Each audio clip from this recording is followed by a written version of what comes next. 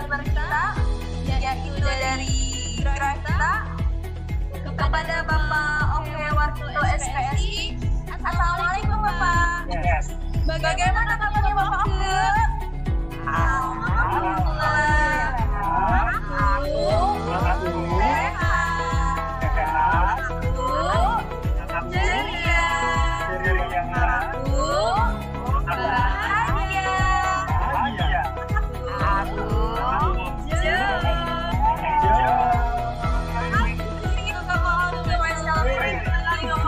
Aku sudah siap ya Pak ya untuk memberikan materi pada hari ini ya Pak ya?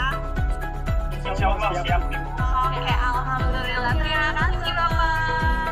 Mungkin selanjutnya saya akan menyapa Mama Kaila Basyira dari TKB. Assalamualaikum Mama Kaila Basyira. Senang sekali. Bagaimana kabarnya Ma hari ini Ma? Aku sehat, aku ceria, aku bahagia. Alhamdulillahirrahmanirrahim. Sudah siap ya Mas ya untuk mengikuti kegiatan webinar pada hari ini ya Mas ya? Siap. Oke, alhamdulillah siap. Terima kasih Om Kaila. Sama-sama Bu Ali. Oke, selanjutnya saya akan menyapa Bunda dari Bunda Baim. Assalamualaikum Bunda Baim. Bagaimana kabarnya Bunda Baim?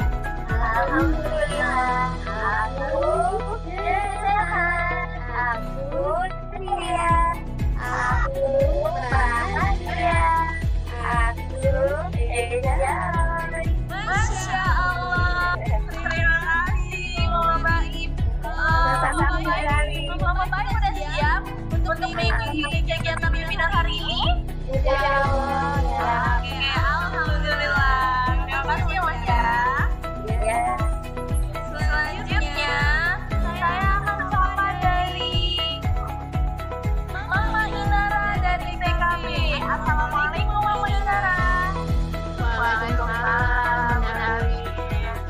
Alhamdulillah. Bagaimana kabarnya Ma hari ini? Alhamdulillah, aku sehat, aku ceria, aku bahagia. Alhamdulillahirrahmanirrahim. Siap ya Ma untuk mengikuti kegiatan webinar hari ini ya Mas ya? Ya Bunda. Terima kasih Mama. Sama-sama. Baiklah ya Bunda, saya mulai ya Bunda ya. Bismillahirrahmanirrahim. Assalamualaikum warahmatullahi wabarakatuh. Waalaikumsalam warahmatullahi wabarakatuh. Alhamdulillah, alhamdulillahirabbil alamin. Wa bihi nasta'in wa ala umuri dunya wal din. Assalatu wassalamu ala asyrofil anbiya'i wal mursalin wa ala alihi wa sahbihi ajma'in. Amma ba'd. Qala Allah ta'ala fil Qur'anil Karim wa huwa asdaqul qadirin. A'udzu billahi minasy syaithanir rajim. Bismillahirrahmanirrahim. Rabbi shrah li sadri wa yassir li amri wahlul 'uqdatam min lisani yafqahu qawli. Al-ayat. Yang terhormat kepada Kepala Sekolah Al-Quran Islamic School Hidayah Rasulawati SPD. Yang terhormat kepada konselor Grafita Indonesia, di mana sebagai narasumber webinar psikologi anak Fakultas Islamic School yaitu Bapak Oke Warkito SPSI. Yang terhormat kepada Bunda Guru Fakultas Islamic School. Dan yang terhormat kepada ayah bunda hebat malaikat Fakultas Islamic School. Pertama-tama, marilah kita panjatkan puja beserta puji syukur kehadirat Rabbi yang mana telah memberikan beri-beri nikmat, terutama nikmat iman dan Islam. Sehingga alhamdulillah atas karunia-Nya lah kita bisa bermuhajah pada hari ini.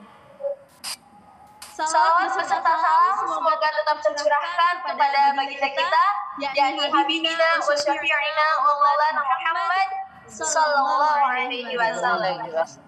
Baiklah ayah bunda, Di sini saya sebagai Bunda Alin yang insya Allah akan memandu acara webinar pada hari ini.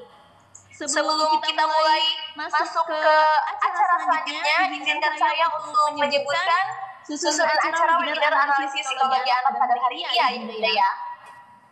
Baiklah, acara yang pertama yaitu pembukaan, acara yang kedua yaitu Bunda Guru Berzikir Asmaul Husna, acara yang ketiga yaitu sambutan kepala Paguyuban Islamic School, acara yang keempat yaitu pemaparan materi oleh narasumber, acara yang kelima yaitu sharing session atau tanya jawab, acara yang selanjutnya foto bersama, acara yang terakhir doa dan penutup, dan acara tambahan yaitu ada pengumuman list peserta tes minat dan bakat gratis. Jadi diharapkan ayah bunda untuk mengikuti kegiatan webinar analisis psikologi anak ini dari awal sampai akhir ya bunda ya.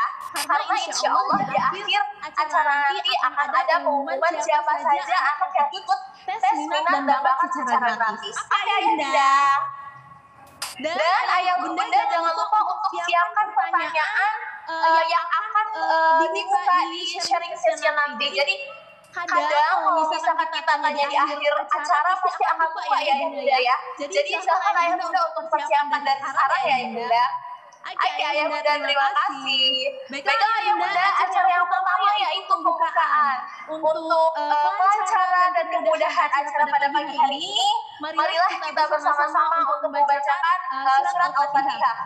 Membaca surat Al-Fatihah dimulai.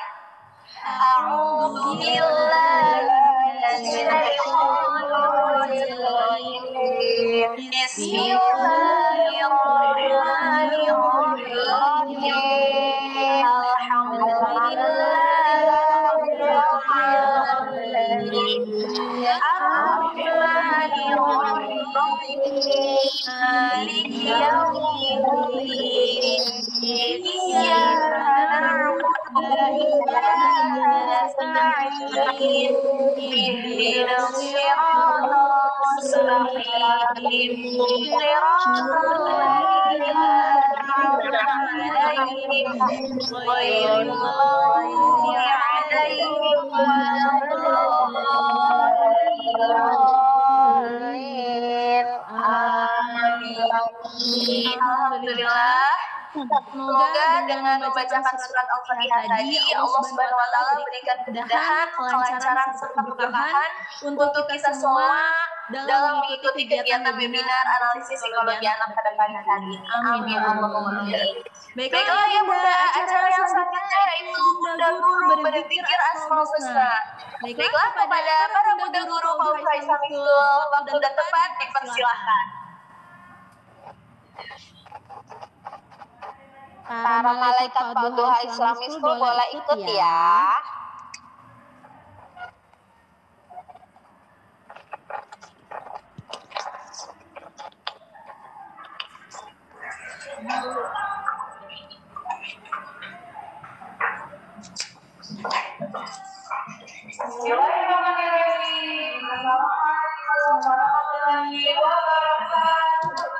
Waalaikumsalam warahmatullahi wabarakatuh. Kepada mudah-mudahan kita mau ya. Untuk bawa itu ya. Untuk baca semua dimulai dari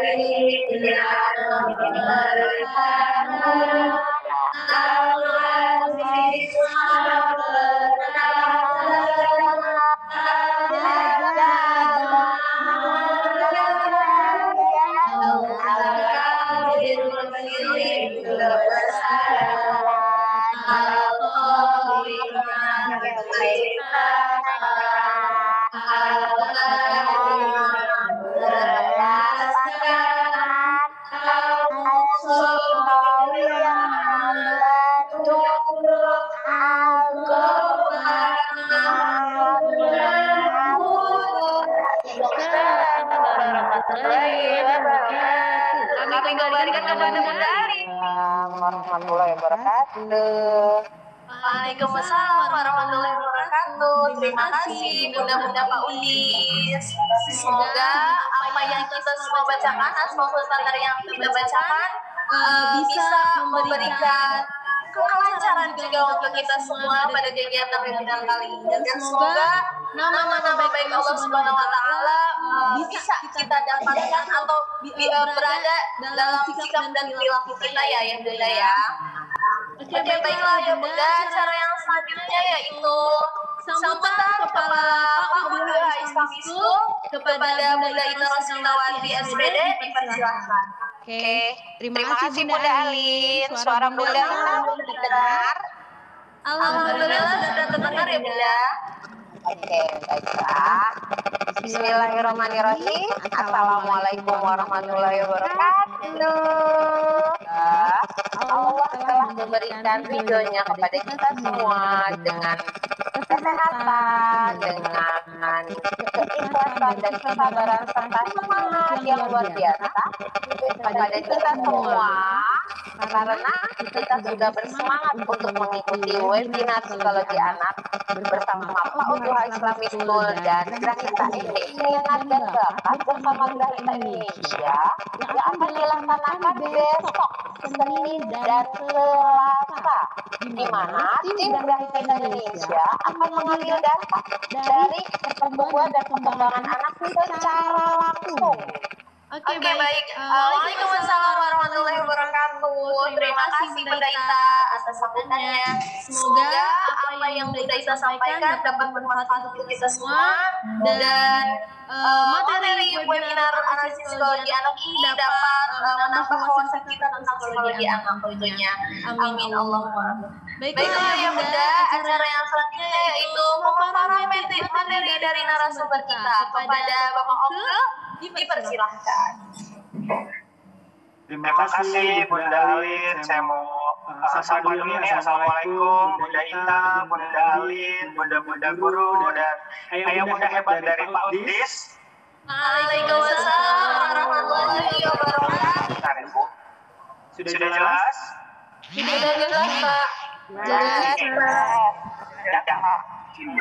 Perkenalkan Bapak Ibu, saya Oke Waskito dari Grahita Indonesia. Mungkin saya sedikit cerita. Saya lulus pendidikan psikologi di tahun 2016 dan saya bergabung dari Grahita itu di 2014 sampai sekarang menjadi konselor gitu ya Bapak Ibu ya. Jadi saya sedikit cerita background psikologi saya. Dan saya mau share screen boleh ya Bapak Ibu ya, saya izin share screen ya. Silakan Oke, baik, terima kasih. Hari ini kita akan ngomongin ini atau tema hajar anak kita udah di sharing sedikit ya. Nah, saya mau sedikit cerita nih. Sorry, kebanyakan. Nah, ya. Kelihatan Bapak Ibu semuanya. Oke, saya sedikit cerita ya Bapak Ibu ya, Grahita Indonesia. Nah ini dia tim kami dari Grahita Indonesia. Sedikit cerita lagi bahwa Grahita Indonesia ini berdirinya pada tahun 1996 oleh Pak Eko Budi Purwanto yang merupakan psikolog dan founder dari Grahita Indonesia. Nah, Grahita Indonesia ini sebetulnya sudah tersebar luas di seluruh Indonesia ya Bapak Ibu ya. Dari Sabang sampai Merauke gitu ya. Jadi sudah ada gitu. Kalau nggak salah cabang Papua ya, bukan di Merauke-nya tapi di Papuanya gitu Bapak Ibu ya. Jadi kami memang sudah tersebar di seluruh Indonesia gitu ya. Nah, Pak Eko Budi Purwanto ini kebetulan sangat dikenal juga atas prestasi penemuan metode PMPO. Metode PMPO ini metode pemeriksaan psikologis Bapak Ibu. Jadi tes psikologi gitu ya, dengan metode Projective Multiple Access Orientation. Bapak Ibu, pasti ada yang pernah melakukan psikotes gitu ya, entah psikotes kerja atau psikotes apapun gitu ya. Pernah ya Bapak Ibu ya?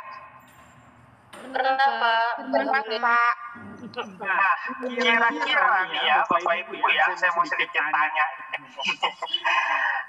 Kalau kita dites psikologi pada waktu itu untuk mungkin penerimaan kerja gitu ya, lalu alat tes itu yang kita ukurkan kepada anak kita, kira-kira pusing apa pusing, Bu? Pusing, Pak. Pusing banget ya, karena itu benar-benar luas sekali ya, Pak. Alat tesnya itu benar-benar kompleks. Kita harus jawab 40 pertanyaan, bahkan sampai 100 pertanyaan.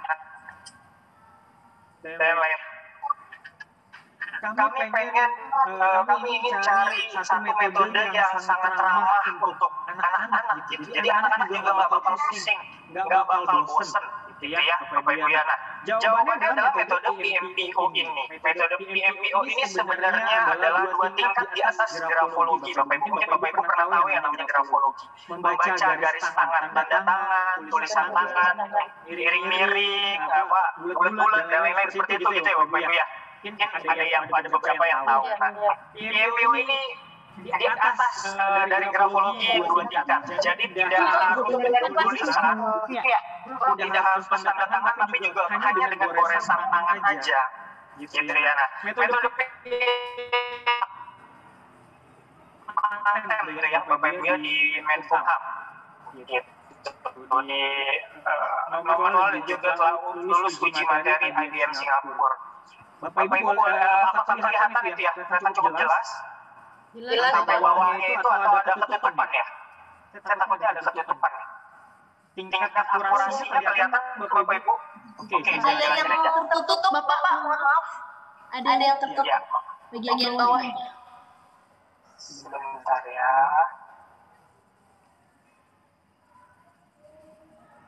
Nah, sip. Kelihatan ya Bapak Ibu ya? Baik. Oke. Nah, ini dia nih. Jadi IBM Singapura itu apa sih? IBM Singapura ini adalah lembaga yang mengukur metode-metode psikologi yang ada di seluruh dunia, gitu ya.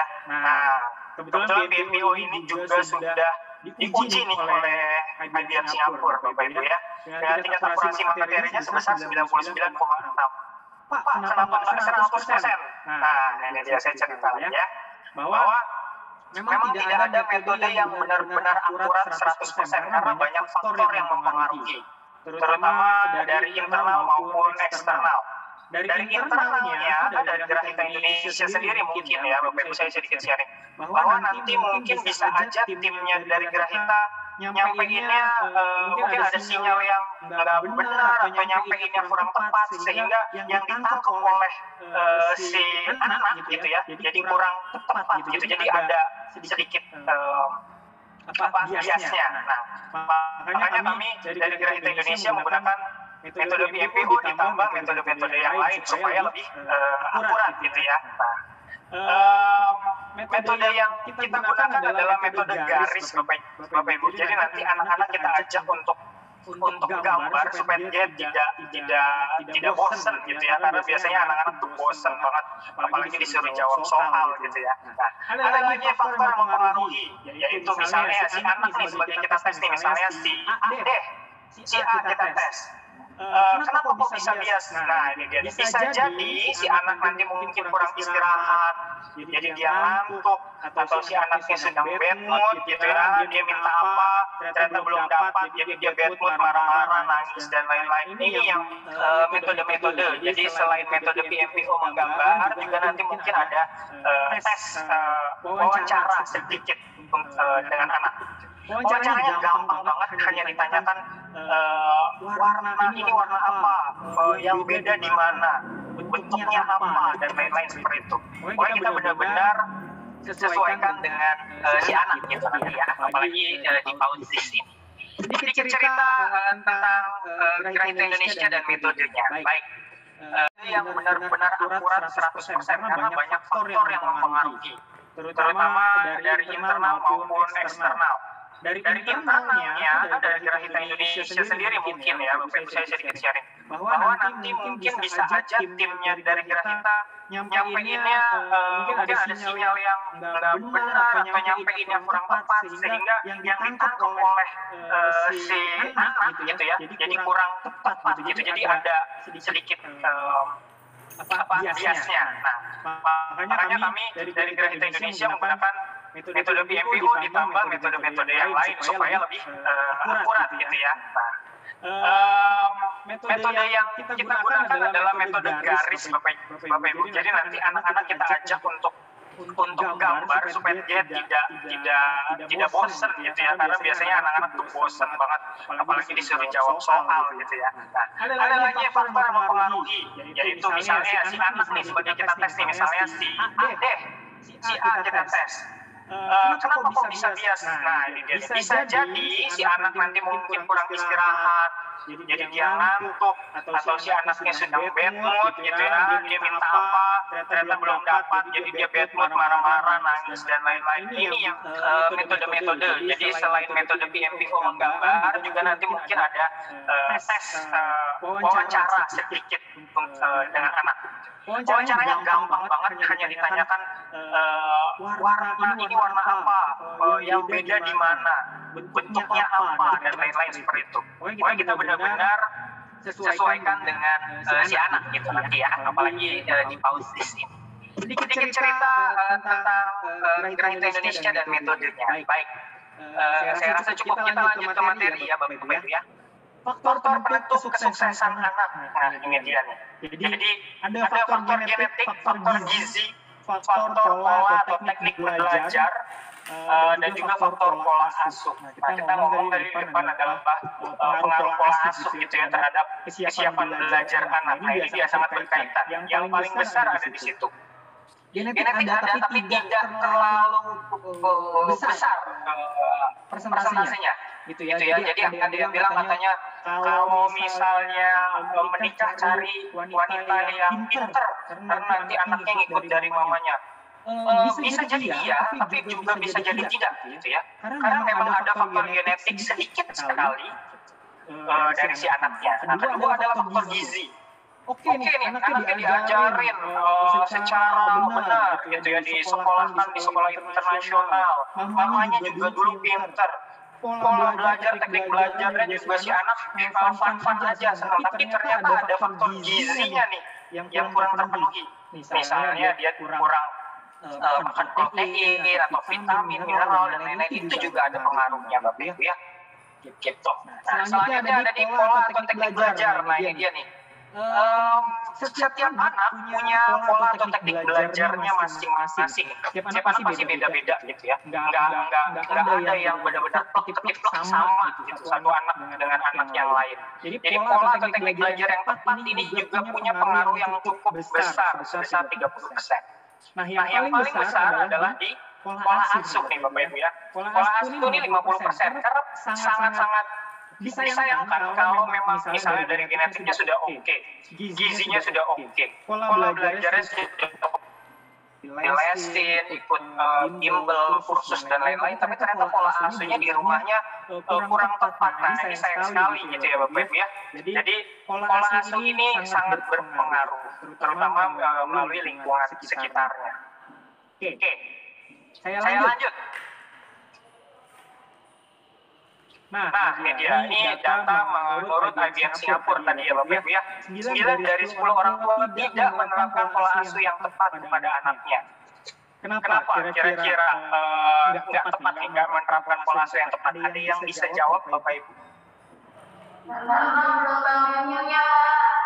Belum tahu infonya. Baik, saya lanjut ya. Ilmunya Pak. Ilmu. Oke, baik ilmu. Mungkin kurang kedekatan Pak, kurang kedekatan antara orang tua dengan anak, kesibukan atau apa gitu. Betul, bisa jadi itu ya. Jadi karena memang tidak ada pelajaran menjadi orang tua. Bapak Ibu pernah nggak ikut pelajaran menjadi orang tua? Bagi anak-anak dan lulusnya gitu. Nggak ada ya Bapak Ibu ya? Nggak ada. Menjadi orang tua ya berdasarkan pengalaman kita aja.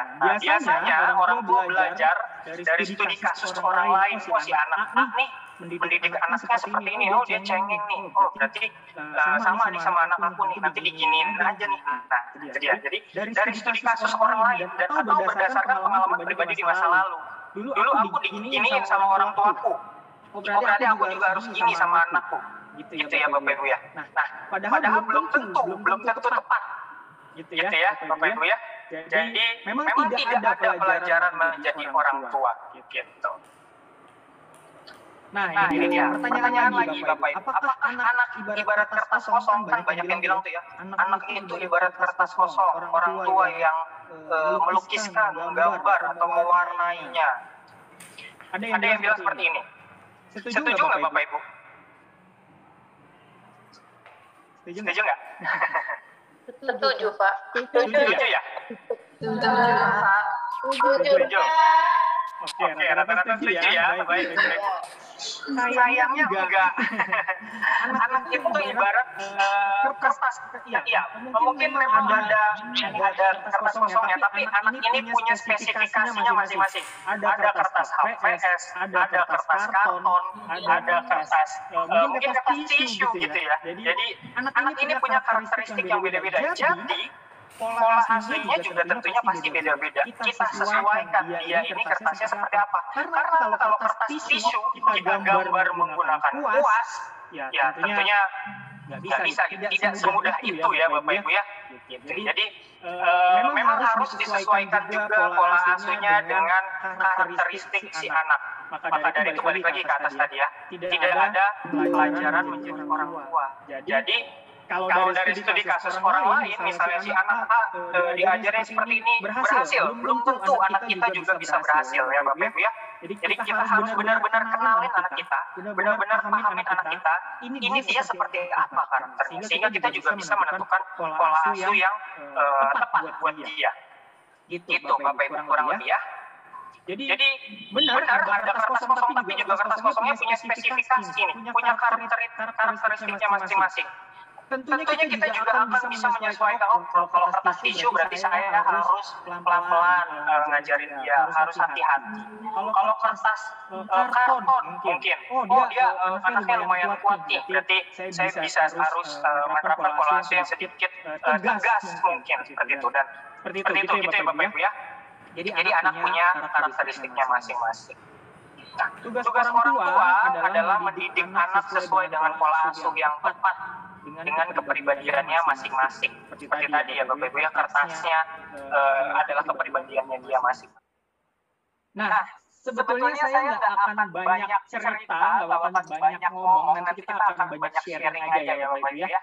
Materi saya nggak banyak, ini hanya sekitar 11 slide gitu ya. Saya juga tadi baca per slide-nya juga cepat dan nanti kita akan sharing aja gitu Bapak Ibu ya, supaya Bapak Ibu juga tidak bosen dengerin saya.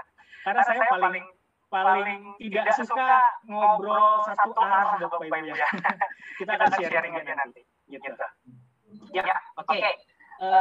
Sedikit cerita nih, mungkin Bapak Ibu biar agak tahu sedikit ya. Jadi begini. Ada namanya tingkat fokus atau daya konsentrasi setiap orang. Anak kecil, daya konsentrasinya, anak PAUD gitu ya, usia di bawah 5 tahun, daya konsentrasinya hanya 5 menit dari awal kita mulai. Misalnya belajar nih ya, belajar matematika. Dia akan konsen sekitar 5 menit, cenderung 5 menit. Lebih dari 5 menit dia akan pikirannya ke yang lain. Mungkin akan tetap di situ, tapi pikirannya ke yang lain. Dia nanti mau main, dia nanti mau makan ini, pikirin mainannya, pikirin teman-temannya dan lain-lain. Nah itu dia. Nah, itu usia di bawah 5 menit. Di bawah 5 tahun, sorry. Di bawah 5 tahun itu 5 menit. Lalu di atas 5 tahun sampai dengan 14 tahun, daya konsentrasinya 5 sampai 15 menit. Jadi hanya bisa konsentrasi selama paling lama 15 menit. Jadi anak-anak ini setelah 15 menit dia akan bosan gitu ya. Dia akan cari aktivitas lain, dia akan pikiran yang lain dan lain. Nah, 14 tahun sampai dewasa tingkat fokusnya atau tingkat konsentrasinya tidak lama Bapak Ibu. Jadi hanya sekitar 30 sampai 45 menit. Nah, saya makanya nih, saya usahakan cepat gitu ya pemaparan materinya karena supaya Bapak Ibu tetap dapat nih maksudnya saya ini apa gitu ya. Supaya nggak terlalu lama-lama nanti 1 jam atau bisa sampai 1,5 jam dan lain-lain. Nggak pengen, karena percuma juga nanti saya cerita. Tapi Bapak Ibu juga nggak dengerin saya banget gitu. Padahal materinya sudah dibuat. Jadi saya usahakan materinya sepadat mungkin, Bapak Ibu juga nanti bisa share, karena sharing itu kan pastinya akan lebih seru ya, dua arah gitu ya Bapak Ibu. Bapak Ibu juga punya keresahan pribadi mungkin, nanti kita bisa ngobrol bareng-bareng. Kita balik lagi, tugas orang tua adalah mendidik anak sesuai dengan pola asuh yang tepat dengan kepribadiannya masing-masing. Baik. Nah, tadi di awal sudah dijelaskan sama Ibu Ita, nanti kita pengen melakukan psikotes dari Great Indonesia. Nah, dari psikotesnya ini nanti Bapak Ibu akan dapat hasilnya ini Bapak Ibu. Jadi EQ-nya si anak, tipologi emosinya dia seperti apa, kecenderungan perilakunya seperti apa, tugas perkembangannya dia, dominasi kerja otak, pola belajar, efektivitas belajar dan kesiapan belajar. Jadi alhamdulillah banget nih Bapak Ibu yang ikut hari ini bisa ikut psikotes gratis ya Bapak Ibu ya. Karena kalau kami bayar di kami gitu ya, karena kalau ikut kerjasama di kami itu harus bayar minimal satu orang tua itu bisa sampai 250.000 untuk dapetin hasil yang selengkap ini gitu ya Bapak Ibu ya. Jadi satu anak 250.000 untuk dapetin hasil yang selengkap ini. Nah, alhamdulillah banget bisa dapat gratis nih ya, karena kerjasama dengan Pak Otis luar biasa nih. Terima kasih banyak Bu Ita. Sama-sama Pak. Ya. Pelayanan terbaik dari sekolah buat orang tua. Betul, saya setuju banget Bu Ita. Karena gini, saya sedikit cerita juga bahwa tadi di awal banyak banget orang tua, 9 dari 10 orang tua ini nggak tahu nih gimana sebenarnya pola asuh yang tepat buat anaknya. Biasanya ya nebak-nebak aja, studi kasus aja atau berdasarkan cerita anak. Kalau nanti ikut psikotes dari Grahita dengan data-data yang dihasilkan ini sebanyak ini Bapak Ibu, ini dia nanti kita bisa tahu nih, oh nanti anak saya emosinya seperti ini nih, oh berarti saya harus melakukan solusi seperti ini gitu. Anak saya IQ-nya, tingkat IQ-nya seperti ini, oh berarti saya harus melakukan seperti ini. Oh anak saya pola belajarnya seperti ini, berarti saya harus ikutin pola belajar yang seperti ini. Jadi ada datanya Bapak Ibu, nggak hanya sekedar nebak-nebak aja. Dan ini juga penting untuk Bapak Ibu guru di PAUD ya, karena sebagai acuan untuk ngajarin anak-anak nih gitu. Jadi nggak bingung lagi nanti ngadepin si anak A harus seperti ini, si anak B harus seperti ini, udah jelas gitu ya Bapak Ibu ya. Gitu. Jadi sudah ada acuannya, ada datanya yang jelas yang lengkap gitu. Saya mungkin mau jelasin lagi bahwa tes dari Grahita ini, data ini tidak akan sekali tes lalu seumur hidup hasilnya akan akurat seperti itu. Tidak ya Bapak Ibu ya. Karena kami dari Grahita percaya bahwa setiap anak ini berkembang, setiap anak bertumbuh. Bahkan kami pun juga sebagai orang tua juga berkembang. Ini saya sedikit mau contohkan. IQ misalnya, anak-anak dengan yang IQ-nya mungkin standar-standar aja, normal aja gitu ya. Kalau kita kasih pola belajar yang tepat, efektivitas belajar yang baik, emosinya juga diolah, nanti lama-lama IQ-nya bisa berkembang Bapak Ibu. Jadi yang normal biasa aja bisa menjadi luar biasa. Nah nanti mungkin di next slide saya mau sharing seperti itu gitu ya. Jadi Bapak Ibu jangan perlu khawatir bahwa tes dari Grahita ini bukan semata-mata menjudge seorang anak. Oh kamu seperti ini nih, berarti kamu karakternya seperti ini. Tidak Bapak Ibu. Jadi ini sebagai acuan dari kami Grahita Indonesia untuk para orang tua bagaimana mendidik anak-anaknya. Pak, kalau begitu ada masa aktifnya dong, masa aktif. Ada tingkat akurasinya dong Pak, sampai kapan? Sampai kapan psikotes dari Grahita hasil dari Grahita Indonesia Biasanya hasilnya ini akan akurat selama 6 bulan sampai 1 tahun. Jadi selama 6 bulan sampai 1 tahun rata-rata biasanya hasilnya masih akurat. Tapi di atas 1 tahun atau di atas 6 bulan pasti ada perubahan. Karena ada perkembangan dari yang tadi kita sharing tadi. Misalnya pola belajar si anaknya, oh harusnya belajarnya seperti ini. Gitu. Nah, nanti ketika Bapak Ibu terapkan di rumah, pasti nanti ada perubahan setahun atau gitu ya Bapak Ibu ya. Seperti itu. Jadi tidak semata-mata ini bukan menjudge ya Bapak Ibu, ini sebagai gambaran sebagai orang tua, acuan sebagai orang tua untuk mendidik anaknya. Gitu ya. Supaya kita juga jelas nih mendidik anak kita seperti apa. Gitu ya Bapak Ibu. Baik, kita lanjut. Nah, ini dia nih hasilnya nih. Ini nggak kelihatan ya. Oke. Nah, ini dia. Jadi Bapak Ibu nanti dapat 2 lembar nih. Lembar yang ini adalah lembar grafik kesiapan akademis yang tadi kita bahas tuh, kesiapan belajarnya dia. Gitu ya. Jadi anaknya sudah siap atau belum, nanti Bapak Ibu dapat nih grafiknya. Bahkan secara detail tuh ada kita detailin. Kemampuan apa gitu kan. Kita detailin. Jadi Bapak Ibu juga jelas. Nah, yang bawah adalah grafik emotional report, grafik emosinya, grafik EQ. Menurut psikologi, Bapak Ibu, jadi faktor penentu kesuksesan itu bukan hanya IQ aja. Biasanya kita sebagai orang tua tahu IQ-nya besar, anaknya pintar. Belum tentu ya, Bapak Ibu ya. IQ besar belum tentu anaknya pintar. Tapi IQ besar sudah pasti anaknya punya kemampuan yang lebih besar, gitu. Jadi IQ ini bukan bukan poin di mana anaknya semakin besar semakin pintar, enggak, gitu Bapak Ibu. IQ ini adalah gambaran kemampuan atau daya kapasitas dari otak untuk dia memiliki kemampuan berpikir, kemampuan bersosialisasi, mencerna informasi dan lain-lain, gitu Bapak Ibu ya. Jadi tidak hanya IQ aja, tapi kami juga dari psikologi kami percaya bahwa EQ juga sangat berpengaruh, bahkan pengaruhnya lebih besar dibanding IQ. Maka kami tampilkan di sini grafik emotional report, gitu ya. EQ-nya, EQ ini emosinya, bagaimana seseorang bisa mengatur emosinya, bagaimana saya harus bereaksi terhadap suatu situasi. Kalau ditoel sedikit aja sudah marah-marah, nah ini dia berarti ada salah di emosinya, gitu ya. Nanti kita juga akan jelasin secara detail tuh di bawahnya di sini ada 12 item dari agresivitas sampai achievement. Nanti kita bahas satu persatu.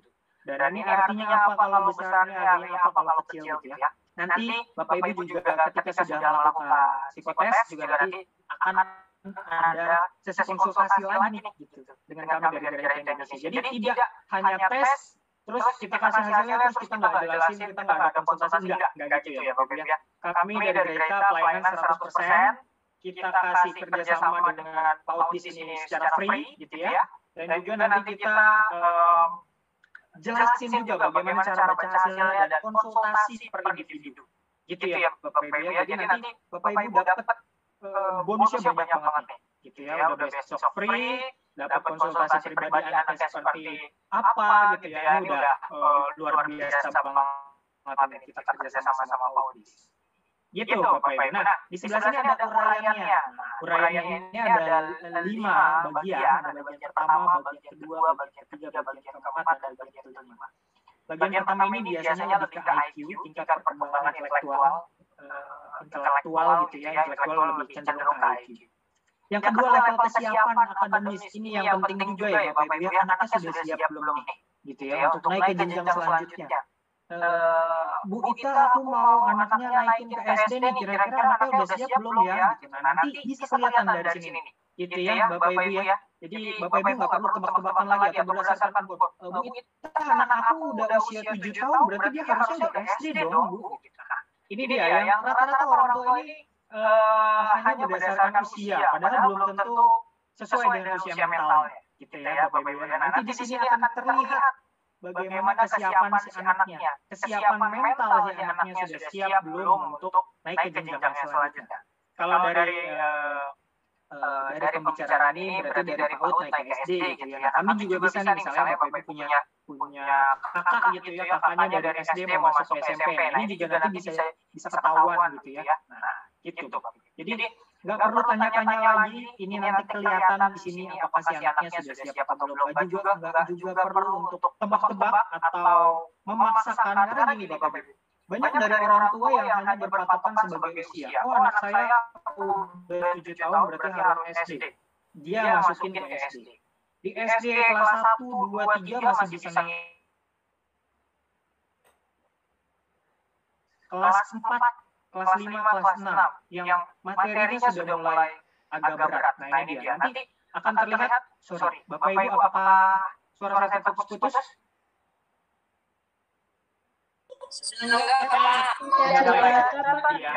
Sorry tadi internet saya kurang stabil, Bapak Ibu. Saya lanjut ya, Bapak Ibu. Ini dia, jadi banyak orang tua memaksakan sehingga dampaknya bukan di kelas 1, 2, 3, tapi dampaknya di kelas 4, 5, 6. Nanti dia ketika mengikuti pembelajaran di kelas 4, 5, 6 atau kelas besar, ketika kita maksain ini, padahal usia mental belum siap, bahayanya adalah si anak nanti bisa gampang untuk mungkin bahasa ekstrimnya adalah depresi. Karena kenapa? Karena usia mentalnya belum siap, tapi kita paksa ini dia untuk dapat materi. Nah, ini dia yang sebetulnya sangat-sangat menurut kami dari psikologi sangat berbahaya. Karena anak kita tumbuh dengan secara paksaan gitu ya Bapak Ibu ya, tapi dengan data yang akurat dan bagaimana nanti kita bisa melakukan sesuatu dengan data ini. Gitu ya Bapak Ibu ya. Jadi semoga dengan hasil kesiapan akademis nanti nih yang Bapak Ibu dapat gitu besok ya di psikotes ya. Ini bisa menjadi acuan ya. Oke. Saya lanjut. Yang ketiga, tingkat perkembangan emosional. Ini dia ada level kecerdasan di EQ Bapak Ibu ya. EQ. Nanti kita akan cerita banyak tentang EQ juga setelah melakukan psikotes. Karena kalau sekarang juga saya mungkin bisa cerita secara global, tapi tidak bisa spesifik per anaknya, gitu ya Bapak Ibu ya. Karena saya belum pegang data anaknya masing-masing. Si anak ini seperti apa, si anak ini seperti apa, nanti saya jatuhnya malah nembak ngejudge nih. Nggak boleh. Kami dari psikologi, konselor psikologi nggak boleh untuk menjudge seseorang, gitu tanpa ada datanya. Kalau ada datanya, kami akan lebih enak untuk ngarahinnya. Oh, ini seperti ini. Oh, emosionalnya dia, tipologinya seperti ini. Oh, biasanya anak-anak seperti ini, solusinya seperti ini, Bu. Gitu. Jadi, nanti di pemaparan materi mungkin yang selanjutnya, gitu ya, kita akan lebih detail. Gitu ya. Kalau sekarang mungkin kita sharing secara global dulu ya, Bapak Ibu ya. Baik. Ini dia tingkat perkembangan emosional sudah, dan kita lanjut ke tipologi belajar. Tipologi belajar ini juga ada banyak macam-macam, ada dominasi kerja otak, ada pola belajar, efektivitas belajar melalui apa, kemampuan dasar yang dominan juga dia apa, gitu ya, sini kita bisa mengalami. Saya mau sedikit cerita tentang bagaimana dominasi kerja otak. Nanti Bapak Ibu akan dapat data dominasi kerja otak anaknya. Kalau di sini nih, di contoh ini yang di slide ini, yang di screen, ini dominasi kerja otak kanan, gitu ya. Tadi saya sedikit cerita, Bu Ita juga sedikit cerita, nanti hasil dari ini juga bisa buat acuan buat guru-gurunya nih. Betul Bapak Ibu. Karena selama ini gitu ya, dominasi kerja otak ini mempengaruhi cara kita belajar, cara kita menangkap informasi, cara kita menyampaikan informasi. Kalau dominasi kerja otak kanan, biasanya dia lebih dominan yang relax, santai. Dia tidak yang benar-benar harus terstruktur. Beda kalau dominasi kerja otak kiri. Dia memang ada relaxnya, cuma lebih cenderung lebih serius berdasarkan data dan lain-lain. Gitu ya, nah, ini berkaitan dengan ini. Jadi sebagai contoh ya, anaknya dominasi kerja otak kanan nih, misalnya 2 poinnya. Tapi ternyata dapat ibu gurunya dominasi kerja otak kiri. Nah, ini dia. Jadi pemaparan materi yang diberikan oleh guru secara serius, secara berdasarkan data, tapi si anaknya lebih sukanya yang, Bu, ya udah yang praktek aja, Bu, biar kita bisa santai, biar bisa langsung lihat dan lain-lain, biar bisa lebih fun dan lain-lain. Nah, ini dia. Jadi ada ketidakcocokan kalau misalnya nanti kita nggak tahu nih dominasi kerja otak anak kita seperti apa, gitu ya. Karena biasanya kita kan tebak-tebak aja nih, oh dia nih selama ini sukanya menggambar, dia suka melukis, berarti dia otak kanan nih. Nah, padahal belum tentu, Bapak Ibu. Karena dominasi kerja otak ini juga misalnya ya, dominasi kerja otak kanan ya, dia juga bisa serius di beberapa situasi, gitu. Jadi misalnya nih si yang ada di screen ini hasil contohnya si otak kanan, ketika dia belajar matematika, karena dia aritmatika ya dia serius, gitu. Dia tidak belajar aritmatika yang santai, gitu ya Bapak Ibu ya. Jadi tidak semuanya semata-mata anak saya suka gambar berarti dominasi kerja otak kanan, belum tentu. Nanti Bapak Ibu dapat hasilnya, dapat datanya, gitu ya, akan lebih jelas, gitu ya, untuk bagaimana kita menentukan pola asuh. Baik. Selanjutnya di sini ada pola belajar yang tepat apa, struktural atau apa nanti. Efektivitas belajar juga nanti menggunakan apa nih, panca indera atau aritmatika. Kalau berdasarkan studi kasus ini nih, kita cek di titik pola belajarnya. Kemampuan dasar yang dominannya anaknya nih aritmatika. Efektif belajar melalui panca indera. Dominasi kerja otak kanan. Cocok. Kenapa saya bilang cocok Bapak Ibu? Dia suka hitung-hitungan. Dia efektif belajar melalui panca indera. Panca indera misalnya kita menggunakan alat bantu. Saya yang pulpen, Mama punya 3 pulpen, Papa punya 2 pulpen. Ada berapa pulpen? 5. Jadi anaknya otak kanan.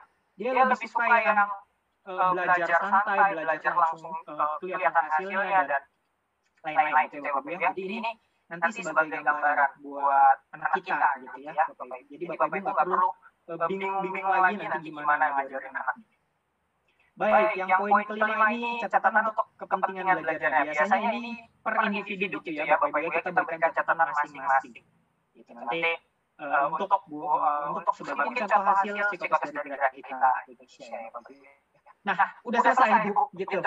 Jadi saya nggak banyak kasih materi, kasih slide karena kalau kita banyak ngobrol banyak materi sekarang belum ada datanya juga saya masih belum berani. Mungkin kita bisa sharing secara global dulu sekarang. Gitu mungkin ya Ibu. Terima kasih pemaparan dari materi dari saya sudah selesai. Saya mohon maaf kalau ada salah-salah dari materi ini. Mohon maaf kalau ada salah-salah kata-kata mungkin. Sekali lagi saya terima kasih. Bila itu berdaya. Wassalamualaikum warahmatullahi wabarakatuh. Saya kembalikan ke Bunda Arin. Terima kasih. Waalaikumsalam warahmatullahi wabarakatuh. Terima kasih Pak Oke. Masya Allah, tabarakallah. Alhamdulillah materi hari ini sangat luar biasa ya Bunda ya. Terima kasih Bapak Oke atas pemaparan materi yang mengenai ilmu psikologi anak. Semoga apa yang sudah Bapak Oke jelaskan dan paparkan tadi dapat bermanfaat untuk kita semua. Amin Amin. Baiklah ya Bunda, acara yang selanjutnya yaitu sharing session atau tanya jawab. Dipersilakan kepada Bunda yang ingin bertanya untuk menghidupkan kameranya dan menghidupkan mikrofonnya. Bunda Guru. Bunda Guru. Ya Bunda. Bunda Guru juga boleh bertanya ya, apakah terkait anak di sekolah itu seperti apa. Jadi karena Pak Oke bisa kasih masukan atau bisa ini, atau nanti teknis di pengambilan datanya nanti harus seperti apa, anak-anaknya bagaimana, nanti Bunda Guru boleh prepare untuk sekalian buat teknis besok. Dan orang tua juga boleh dari pemaparan tadi, apabila ada yang masih belum jelas atau memang mau ditanyakan boleh ya Bunda. Karena ini memang sengaja materinya simpel, sederhana, tidak panjang, agar Pak Oke bisa berdiskusi langsung dengan para orang tua terkait persiapan untuk psikotes besok ataupun nanti ke anak. Ya Bunda ya. Yuk Bunda Ita mau lihat siapa yang aktif, siapa yang ingin berdiskusi. Karena tadi seperti yang sudah Pak Oke bilang, kami memberikan free untuk peserta yang hadir pada hari ini dengan aktif berdiskusi. karena sejatinya biayanya betul memang 250.000. Jadi untuk yang hadir hari ini dan berdiskusi aktif, insya Allah akan gratis dan akan diumumkan pada akhir acara. Yuk Bunda, kita selesai materi boleh langsung tanya-tanya. Silakan ya Bunda atau Bunda Guru. Saya mau bertanya Bunda Ita sama Pak Oke. Silakan Mama Baim. Ya, Assalamualaikum Pak Oke. Waalaikumsalam Mama Baim. Begini, watak anak itu bisa berubah sesuai usianya ya Pak ya? Maksudnya gini, dulu anak-anak saya itu anaknya kan 3. Dan dua-duanya itu yang awal semuanya sih kecilnya tuh ceria gitu. Kecilnya tuh dinikah gitu, kayak mama sayangin gitu ya. Aktif ya Bunda ya. Ya, terus setelah umur kelas 5 mereka berubah jadi pendiam kalem itu bagaimana Pak? Apakah nanti apa memang begitu? Maksudnya akan bisa berubah itu. Terus caranya gimana ya Pak supaya anak kita tetap aktif? Masalahnya jadi pendiam sekali Pak. Makin tambah usia makin pendiam jadi nggak jarang ngomong sama orang tuanya malah gitu loh. Kan kita khawatir ya Pak ya. Maksudnya saya nggak mau yang kecil ini berubah gitu Pak. Ya, terima kasih Pak. Mohon penjelasannya. Oh iya. Betul sekali memang watak atau anak. Baik Bunda dan Bapak Ibu sekalian, apakah sudah jelas suara saya ya? Ya. Ya, baik. Oke. Betul sekali Bunda Baim bahwa watak atau karakter atau pribadi setiap anak ini akan berubah. Tadi saya juga cerita bahwa perubahannya sekitar 6 bulan sampai 1 tahun. Kenapa sih 6 bulan sampai 1 tahun? Ini juga berkaitan dengan kenapa sistem pendidikan di Indonesia ini mengambil sistem pendidikan semester. 1 semester 6 bulan atau naik kelasnya selama 1 tahun. Itu dia berkaitan Bapak Ibu. Jadi memang setiap 6 bulan sampai 1 tahun ini karakter setiap orang berbeda. Bahkan kita pun berbeda. Tapi perbedaan ini akan sangat signifikan di bawah 14 tahun. Setelah 14 tahun, maka si anaknya tetap akan berubah, atau kita sebagai orang tua juga akan tetap berubah, tapi tidak terlalu drastis mungkin gitu ya Bapak Ibu ya. Kalau Bunda Baim tadi mungkin cerita, dulu anak saya kok ceria, mungkin happy gitu ya, tapi sekarang kenapa pendiam sekali? Ya, memang banyak faktor yang mempengaruhi perubahan karakter dari manusia ya Bu ya. Yang pertama adalah lingkungan terdekat, yaitu bisa kita bilang keluarga atau saudara dan lain-lain. Bisa juga dari faktor apa yang dia tonton, apa yang dia lihat dari teman-temannya. Gitu ya. Jadi memang banyak sekali faktor yang mempengaruhi itu. Sebenarnya nanti kita ketika nanti sudah ada hasilnya, kita bisa lebih sharing lebih jauh nih Mama Baim. Karena kemarin saya juga ada penjelasan hasil juga, gitu ya. Ada anak yang seperti ini, gitu ya. Jadi anaknya benar-benar pendiam, ditanyain sama mamanya nggak mau jawab. Anaknya nggak mau jawab. Bahkan cenderung kayak bisa sampai nangis dan lain-lain. Ini sudah sangat mengkhawatirkan bagi orang tua, karena mungkin takut kenapa gitu ya, seperti Mama Baim takut juga ya Mama Baim. Tapi caranya gimana? Nggak terbuka. Kemarin memang hasil dari si anak itu memang si anaknya tipenya defensif Mama Baim. Jadi memang tipenya si anak yang kemarin itu defensif.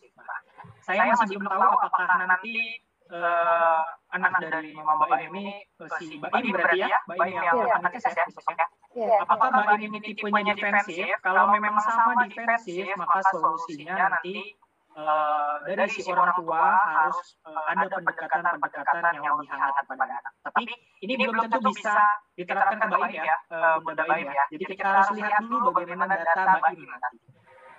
Tapi memang kalau berdasarkan studi kasus kemarin, anak-anak yang defensif, peran dari orang terdekat atau orang tua gitu ya harus punya pendekatan yang hangat kepada anak.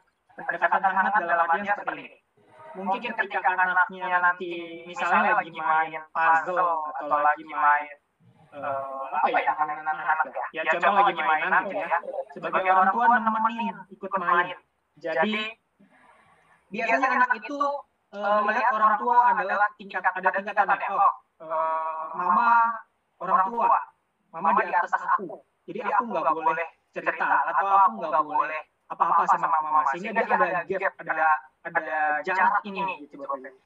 Jadi kalau kita menurunkan jarak kita, menyetarakan kita dengan si anak, nanti dia akan nyaman, akan fun. Nanti pelan-pelan mungkin dari dia tertutup mungkin bisa jadi cerita. Gitu ya Bapak Ibu. Jadi mungkin bisa tadi yang pertama coba pendekatan secara hangat pada anak, kita setarakan diri kita dengan dia, ikut main, ikut dengan topik yang dia bahas, tapi jangan terlalu ekstrim ya Bu ya, tiba-tiba biasanya nggak ikut main, tiba-tiba ikut main gitu, pelan-pelan, karena perubahan mendadak ini juga menimbulkan stres kepada anak. Stres ini belum tentu stres ini tidak baik gitu ya, ada juga stres yang baik, tapi akan ada tekanan pada psikologinya dia. Jadi tidak boleh terlalu benar-benar switch sekali, benar-benar berubah secara drastis sekali. Harus pelan-pelan.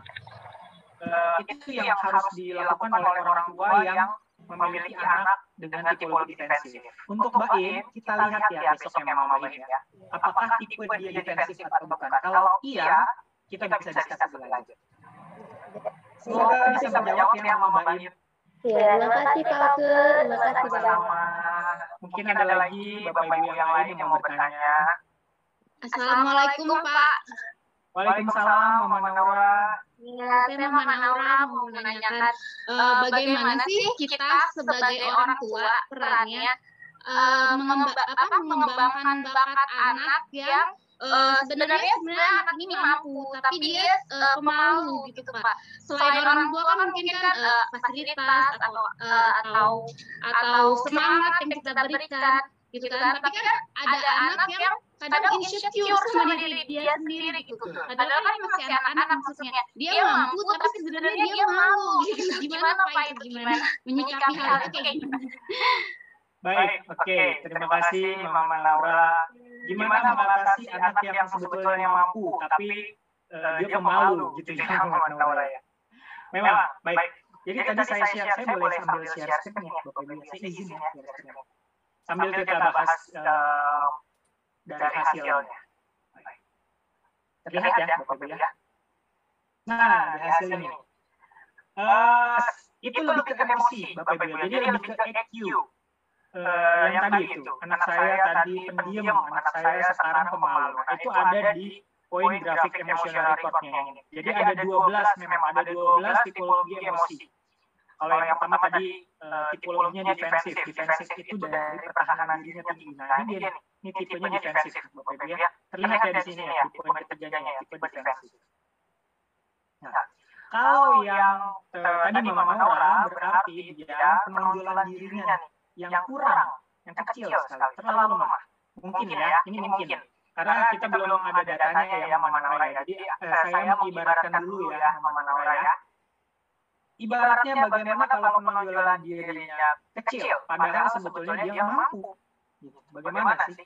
Nah, anak-anak dengan penonjolan diri yang kecil, maka dari support sistemnya, dari orang tua atau lingkungan terdekatnya, dalam artian orang tua atau guru di sekolah atau mungkin punya kakek nenek, ini juga harus support dia terus dimotivasi bahwa dia bisa.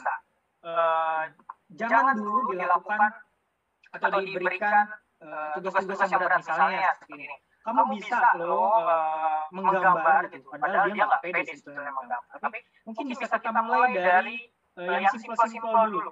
Dari kamu bisa bikin huruf 1 mungkin seperti itu. Jadi bertahap ya Bapak Ibu. Jadi tadi di awal saya cerita bahwa memang perubahan yang mendadak ini akan menimbulkan stres. Bukan hanya anak aja, tapi kita pun gitu ya Bapak Ibu ya. Kita sebagai orang tua pun ketika ada perubahan mendadak misalnya gitu ya. Ini saya berikan contoh, mohon maaf kalau ada yang kurang berkenan. Misalnya ya, di PHK dari kantor gitu ya. Kita akan stres karena ada perubahan mendadak dari kantor. Biasanya kita kerja tapi ternyata kita di PHK karena ada pandemi jadi kita harus di PHK. Tentunya pasti akan stres dan stres itu wajar.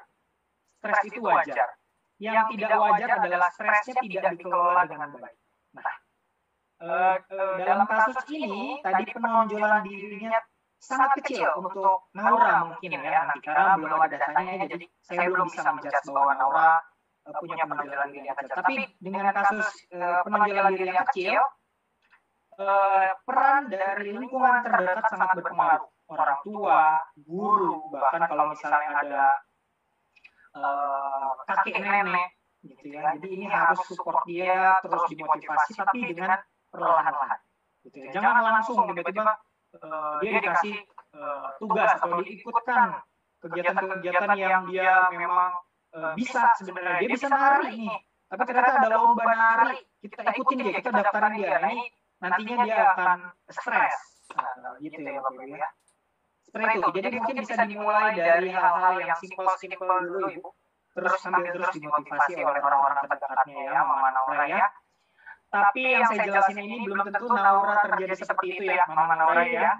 Nanti kita lihat dulu datanya seperti apa, gitu ya, Mama Naura ya. Iya, makasih Pak penjelasannya. Ya, semoga menjawab ya, Mama Naura. Terima kasih. Baik. Terima kasih. Ya. Izin bertanya, Pak. Iya, Mama Emir. Iya. Jadi kemarin itu sempat si Emir itu kita tes sidik jari ya Pak ya. Nah, dari hasil tes tersebut, gaya belajar si Emir ini itu kinestetik. Jadi dia cenderung ke kinestetik, belajar melalui praktek seperti itu. Nah, sedangkan saya atau kami orang tua itu cenderungnya itu lebih ke visual. Nah, yang mau saya tanyakan bagaimana cara mengoptimalkan menstimulasi anak ketika orang tua dan juga anak itu memiliki gaya belajar yang berbeda. Jadi kayak kehabisan ide gitu ini ngapain lagi ya? Soalnya anaknya lebih sering gerak daripada yang visual atau auditory seperti itu. Terima kasih. Baik Mama Emir, terima kasih. Sebelumnya saya mau sedikit cerita, banyak sekali orang tua yang mengikutkan anaknya psikotes dengan menggunakan sidik jari. Karena gini ya Bapak Ibu, jadi gini, sebetulnya bukan tidak setuju juga, tapi kami dari psikologi percaya bahwa setiap individu ini bisa berubah. Sedangkan metode yang sidik jari kita ya itu sampai nanti kita tua, sampai nanti kita meninggal pun sidik jari kita akan seperti itu. Jadi kami agak sedikit kurang yakin apakah ini bisa digunakan datanya secara terus-menerus. Mungkin saat ini iya, tapi entah 5 tahun, 10 tahun ke depan apakah si anaknya tadi akan tetap menggunakan kinestetik, ataukah nanti ketika si anaknya melihat audiovisual yang menarik buat dia tidak akan tertarik dan dia akan tetap kinestetik gitu. Jadi maksud saya adalah bahwa jangan khawatir Mama Emir bahwa gaya belajar atau pola belajar ini menurut kami dari psikologi akan terus-menerus berubah dan berkembang. Mungkin saat ini kinestetik, tapi nanti 1 tahun atau 2 tahun atau 3 tahun ke depan ketika Mama Emir mungkin banyak kasih video yang yang menarik buat dia, atau videonya sambil ajak dia untuk bergerak atau dan lain-lain, mungkin dia akan beralih dari kinestetik menjadi audiovisual. Seperti itu gitu ya Mama Emir. Jadi jangan khawatir, coba nanti kita lihat datanya melalui Grahita Indonesia apakah benar kinestetik. Kalau iya, nanti mungkin kita lebih sharing lebih dalam lagi gitu ya Mama Emir ya. Jadi jangan khawatir ya Mama Emir, jangan putus asa.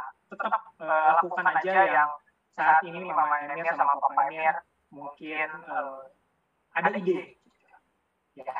Mungkin kalau dari saya, karena saya belum lihat datanya, mungkin ini secara global aja.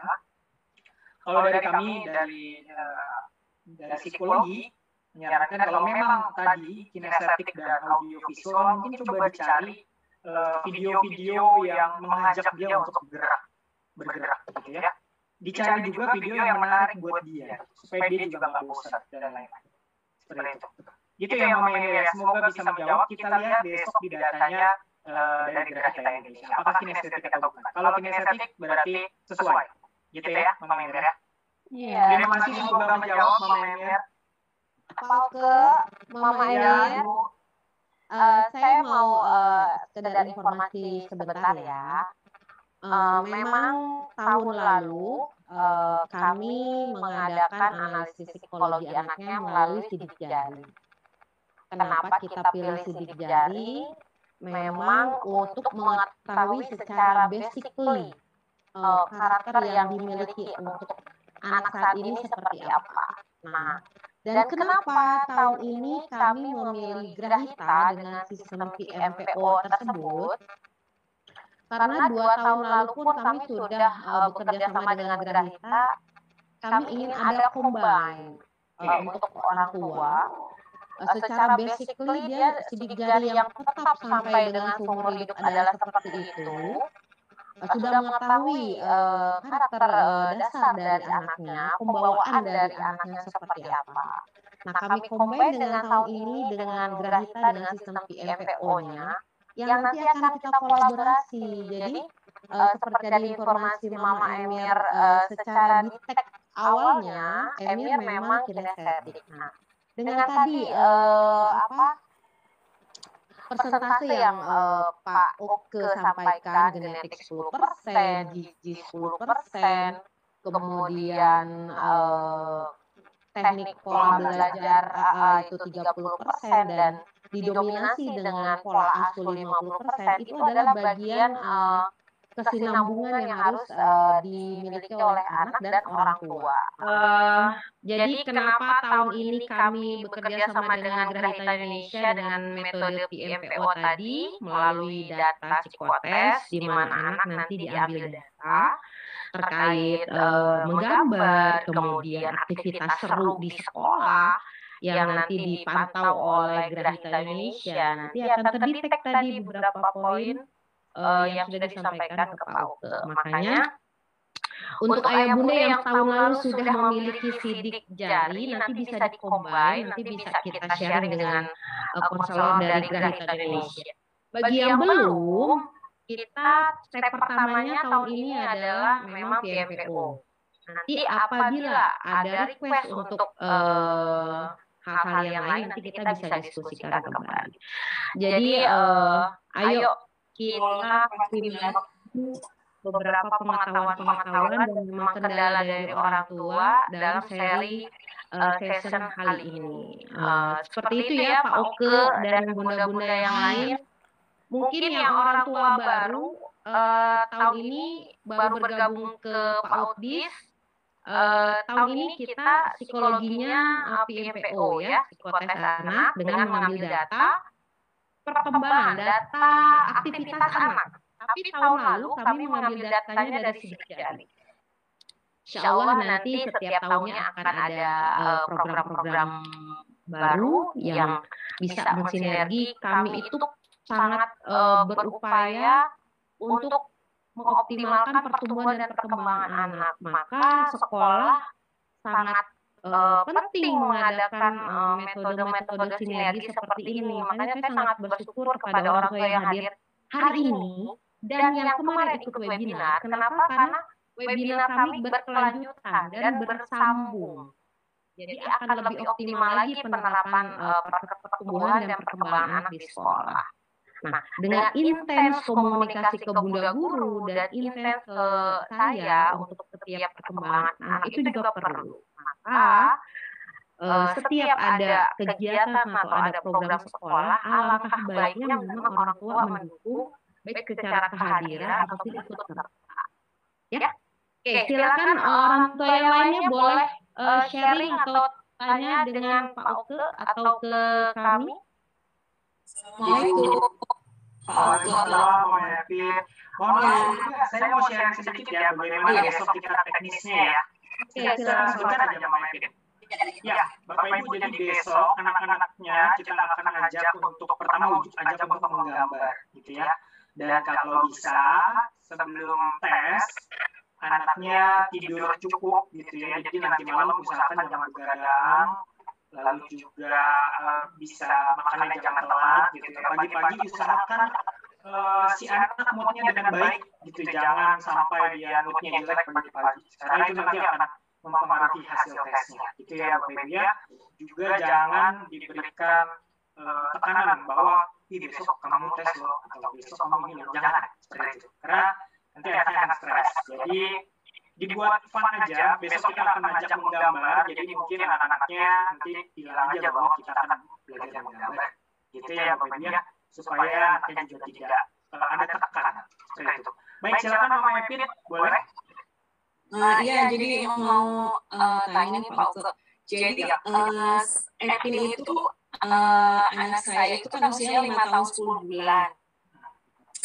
Dia itu anak yang sangat aktif, punya energi besar, penuh semangat, antusias tinggi. Kalau sekolah semangat banget.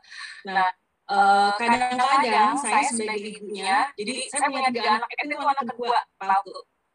Kadang-kadang saya sering kewalahan ya, mengikuti antusiasme yang tinggi sekali dari Epin itu, yang energinya besar, terlalu aktif gitu ya, sambil mengurus kakak dan adiknya gitu. Jadi bagaimana cara saya sama papanya gitu ya untuk bisa memberikan pola asuh yang tepat untuk anak yang mempunyai energi yang besar dan aktif seperti Epin ini.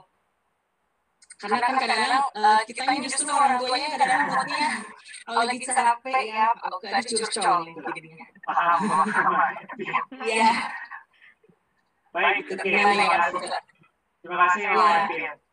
Banyak sekali sekarang orang tua yang menghadapi anaknya yang sangat aktif gitu ya. Jadi banyak banget yang udah sharing ke kita. Bahkan anaknya kalau dulu gitu ya, bahkan sekolah masih offline, dia naik-naik meja, dia usilin temannya, dia lempar-lempar barang, wah luar biasa dia. Dia juga, ya pokoknya sangat-sangat aktif gitu ya, bersemangat sama teman-temannya juga senang gitu main gitu dan lain-lain. Bagaimana sebagai orang tua mengatasi anak-anak yang aktif banget nih, gitu ya? Anak-anak yang aktif ini sebetulnya banyak sekali faktor yang menentukan. Yang pertama bisa juga dari gizinya, gitu ya. Bisa juga dari gizinya. Kenapa saya bisa bilang gizi? Karena kalau kita tahu ya Bapak Ibu ya, gula itu kan membuat energi kepada si individu. Jadi kalau ketika individunya banyak mengonsumsi gula, dia akan mendapatkan energi yang banyak, yang berlebih. Itu bisa juga berpengaruh. Jadi dari faktor gizi, yang kedua juga dari faktor lingkungannya. Bisa jadi mungkin dia lihat teman-temannya senang main sama dia, jadi dia semakin bersemangat dan lain-lain. Guru-gurunya juga mungkin guru di PAUD juga bersemangat gitu ya, sehingga dia juga semangat juga untuk sekolah dan lain-lain. Jadi banyak sekali faktor yang menentukan. Bisa juga dari orang tua. Nah, dari orang tua gimana? Dari orang tua ini biasanya anak-anak yang sangat aktif ini membutuhkan yang namanya dalam tanda kutip cenderung ingin mendapatkan pengakuan. Tapi kita belum tentu bilang bahwa Epin ini seperti itu gitu ya Mama Epin ya. Kita lihat besok datanya seperti apa. Biasanya anak yang cenderung aktif ini membutuhkan yang namanya pengakuan dari orang terdekat. Bagaimana peran orang tua? Iya. Peran orang tua harus bisa memenuhi kebutuhan itu. Ketika dia butuh pengakuan dari orang tua, harus juga memberikan pengakuan kepada si anak. Ketika dia melakukan apa, orang tuanya juga tetap mengakui bahwa oh iya kamu hebat, kamu bagus bisa seperti itu. Tapi juga harus juga dipertimbangkan bahwa ketika aktivitas atau perlakuannya sudah mulai melenceng, oh dia sepertinya sudah mulai ke yang negatif. Jadi temannya bahkan mungkin sudah mulai mukul temannya, ini dia. Coba diperhatikan. Kalau misalnya sudah sampai seperti itu, orang tua wajib memberikan hukuman. Wajib ya, kami bilang dari psikologi wajib. Kenapa wajib? Ya supaya anak paham bagaimana batasan-batasan. Karena tadi kita sharing tadi di awal, anak seperti kertas putih, dia nggak tahu nih mana yang baik, mana yang buruk. Dia pikir semuanya baik aja. Jadi ya udah dia lakukan aja. Sebagai orang tua wajib memberikan hukuman. Hukumannya seperti apa? Kami dari psikologi sangat tidak menyarankan untuk menghukum secara fisik maupun mental. Dipukul, dicubit, dibentak, dimarahin, wah macam-macam, itu sangat tidak menyarankan. Karena kenapa? Karena ketika satu kali pukulan, satu kali cubitan, satu kali bentakan itu bisa merusak sel otak si anak. Dari 1 juta sampai 10 juta sel otak anak rusak. Kalau sudah rusak bagaimana dampaknya? Dampaknya adalah si anaknya bisa jadi susah konsentrasi, susah fokus, susah menangkap informasi dari guru, dan lain-lain. Itu banyak dampaknya. Jadi hukumannya seperti apa dong, Pak Okto? Hukuman yang sangat dianjurkan adalah hukuman yang mendidik. Hukuman yang mendidik seperti apa, Bapak Ibu? Ada yang mau sharing nggak sama saya? Bagaimana hukuman yang mendidik buat anak? Gimana, Bapak Ibu? Ada yang mau sharing nggak? Gimana, Bunda? Malu-malu ya? saya ini aja.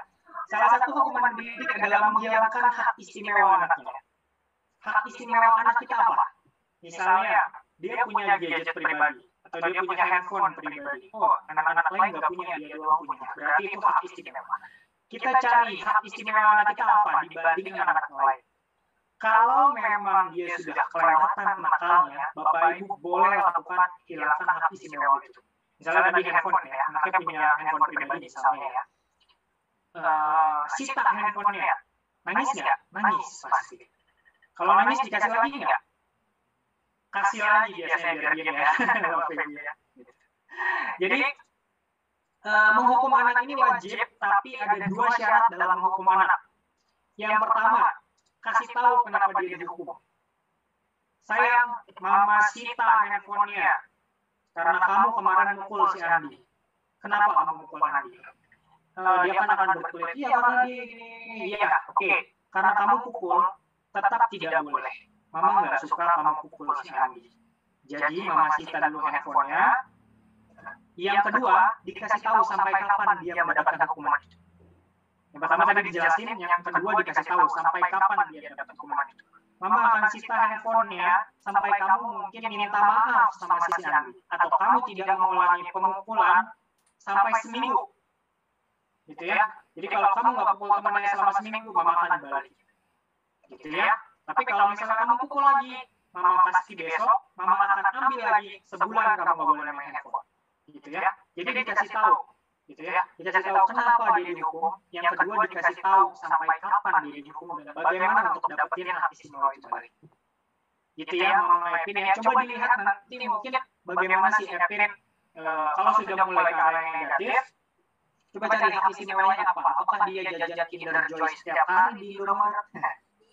Macam-macam gitu ya. Mama Epin ya. Jadi cari hak istimewanya Epin ini apa? Itu boleh dihilangkan. Kalau sudah ke arah yang negatif. Gitu ya, Mama Epin ya. Tapi selama itu masih dalam jalur yang positif, sebagai orang tua mau nggak mau harus menerima selalu mendukung apa yang dia lakukan, gitu ya. Betul, nggak boleh di apa-apa dilarang, karena kalau apa-apa dilarang nanti ya tentunya akan ada perubahan menimbulkan stres menimbulkan perubahan perilaku.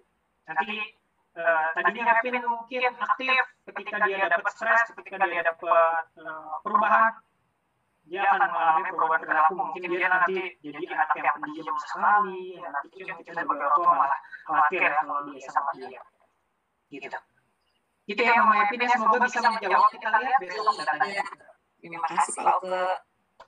Sama-sama Mama Epin, terima kasih banyak. Pak Oke, Ya, Ibu. mau lanjutin pertanyaannya dong? Boleh. Kebetulan anakku itu punya hak istimewa, tapi dia tuh misalnya boleh nonton iPad. Tapi ketika dia melakukan kesalahan, ya udah sini iPad-nya Mama ambil, tapi dia merelakan. Nah, Jadi buat dia tuh kayaknya itu bukan hukuman gitu. Itu gimana ya solusinya? jawabannya ada macam-macam ya. Yang pertama bisa jadi dia merasa itu bukan hak istimewa dia. Ya udah aja, Mama ambil aja, apa-apa gitu ya. Bisa jadi itu. Tentunya hak istimewa ini yang mungkin dia sangat suka, yang tentunya kalau kita hilangin dia tentu akan tidak nyaman. Yang kedua, kalau memang ya pasti ada lagi menurut saya yang sangat dia suka dan dia tidak nyaman kalau itu dihilangkan. Yang kedua, coba dikasih tahu kenapa dia kenapa kita melakukan itu? Kayak tadi, mama ambil iPad-nya karena kamu misalnya tadi pukul si Andi misalnya, gitu ya. Dan kamu akan boleh kasih iPad lagi nanti besok minggu depan, misalnya seperti itu. Jadi yang pertama tadi coba cari dulu apakah dia tidak ada hak istimewa lain yang dia tidak nyaman kalau itu dihilangkan. Lalu yang kedua coba sambil dijelaskan kenapa dia mendapatkan itu, gitu ya Bu ya. Karena biasanya dia nggak ngerti itu kenapa harus diambil, kenapa harus aku dikasih, kenapa aku harus ini itu dan lain-lain. Gitu. Ya, udah itu ya. Karena kalau aku lihat kayaknya untuk tipe anakku ya, ini cuma untuk anakku aja, dia itu semuanya direlain. Misalnya kayak apapun gitu, hadiah, buku, semua yang kesukaan dia, boneka dia. Misalnya kita ngancamnya ya udah itu ama nggak boleh lagi gitu, dia ambil, ditarik lagi. Tapi dia bakal ngerelain, ya udah gitu nggak apa-apa. Terus kalau misalnya kalau aku pernah ngancam, nanti aku buang ya, sebetulnya kan itu nggak boleh. Tapi dia selalu bilang nggak apa-apa, nanti aku bisa nanti kan bisa beli lagi gitu. Ya, oke, dia masih berpikiran bahwa ya udah nggak apa-apa, nanti aku bisa dapetin itu lagi atau beli lagi. Nah itu mungkin yang dihilangkan. Jadi intinya hak istimewa gini. Jadi intinya kita menghukum dia adalah membuat dia merasa tidak nyaman. Jadi cari apa yang membuat dia merasa tidak nyaman. Kalau memang dia rasa menghilangkan hak istimewa itu dia masih nyaman-nyaman aja, berarti kita cari hal yang lain. Gitu ya Mama Iko ya, cari sesuatu yang dia tidak nyaman. Baik. Terima kasih Mama Iko. Kita lihat besok datanya seperti apa ya Mama Iko. Assalamualaikum. Waalaikumsalam. Takut ditutup sessionnya. Oke, ya, nggak apa-apa.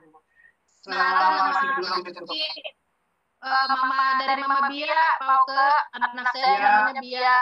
Iya Mama Bia. Jadi tadi Pak Oke menjelaskan sedikit mengenai tingkat konsentrasi anak. Yes. Nah, dari Pak Oke juga saya baru tahu nih Pak, saya punya pengalaman anak dua kakak-kakaknya Bia itu ikut berbagai macam tes psikologi, tes fingerprint, bakat minat, apalah gitu. Tapi dari Pak Oke ini saya baru tahu kalau berlakunya hanya 6 bulan sampai 1 tahun. Selama ini saya berpikirnya feeling aja Pak, anak pasti ada perubahan gitu. Itu saya mengikuti tes-tes itu karena memang saya senang dan saya juga biar bisa menyelami anak-anak saya.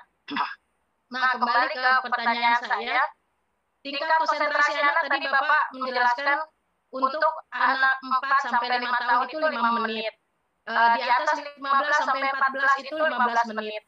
14 tahun sampai dewasa itu sekitar 30-35 menit. Nah, anak saya, Bia ini kan usianya 4 tahun. Nah, itu berarti tingkat konsentrasinya hanya 5 menit. Dan kebetulan Bia juga punya kakak kelas 6 SD, itu juga saya dapat info juga dari Pak Oke ini tadi. Berarti selama ini, apakah suara saya agak serak?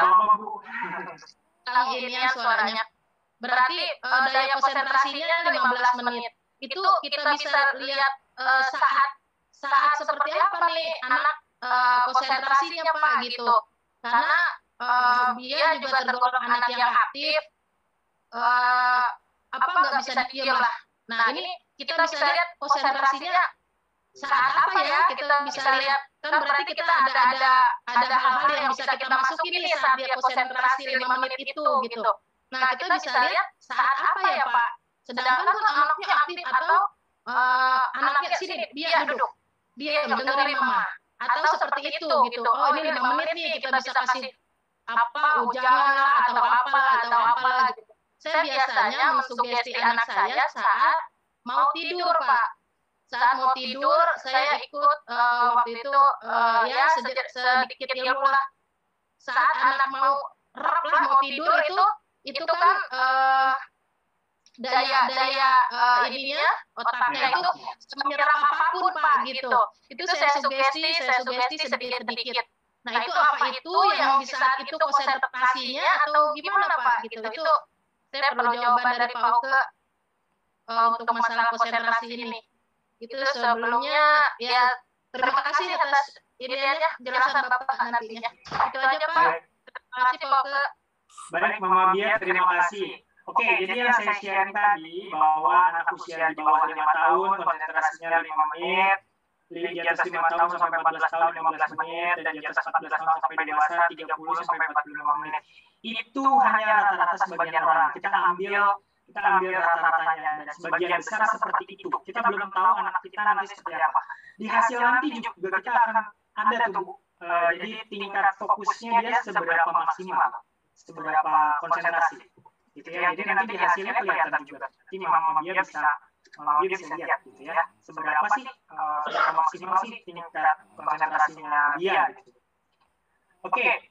Pada saat apa kita tahu bagaimana si anak ini bisa konsentrasi? Apakah pada saat sebelum tidur? Gitu ya. Sebelum tidur itu ada fase perkembangan otak. Betul sekali Mama Bia.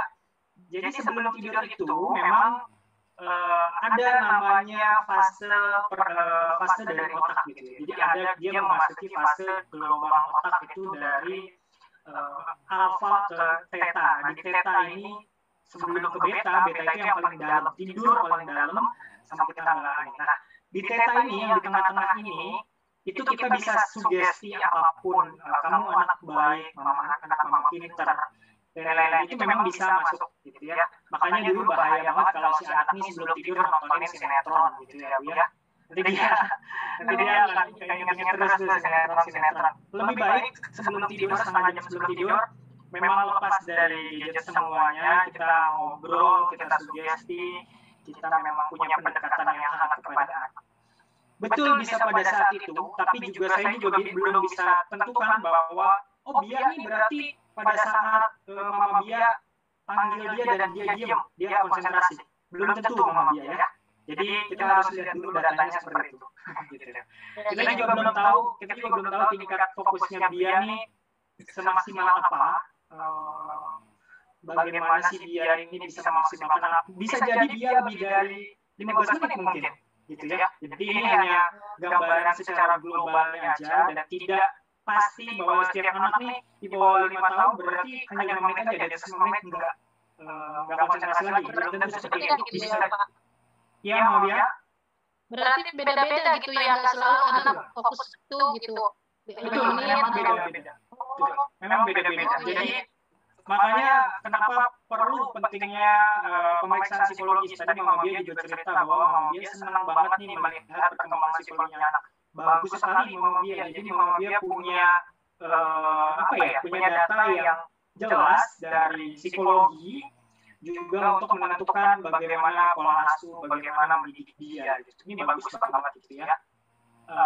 Ya saya sarankan banyak orang tua di sini juga kalau bisa memang melihat perkembangan anak berdasarkan data ya, nggak cuma kita tebak-tebak aja. Karena biasanya orang tua kan anak seperti ini berarti kayak gini, anak seperti ini berarti kayak gini, belum tentu gitu ya Mama. Bunda-bunda yang lain ya. Gitu. Jadi kita lihat nanti Mama Bia, apakah Bia ini semaksimal apa gitu ya. Syukur-syukur Bia bisa lebih dari 5 menit fokusnya. Ya, mudah-mudahan Pak, mudah-mudahan semoga.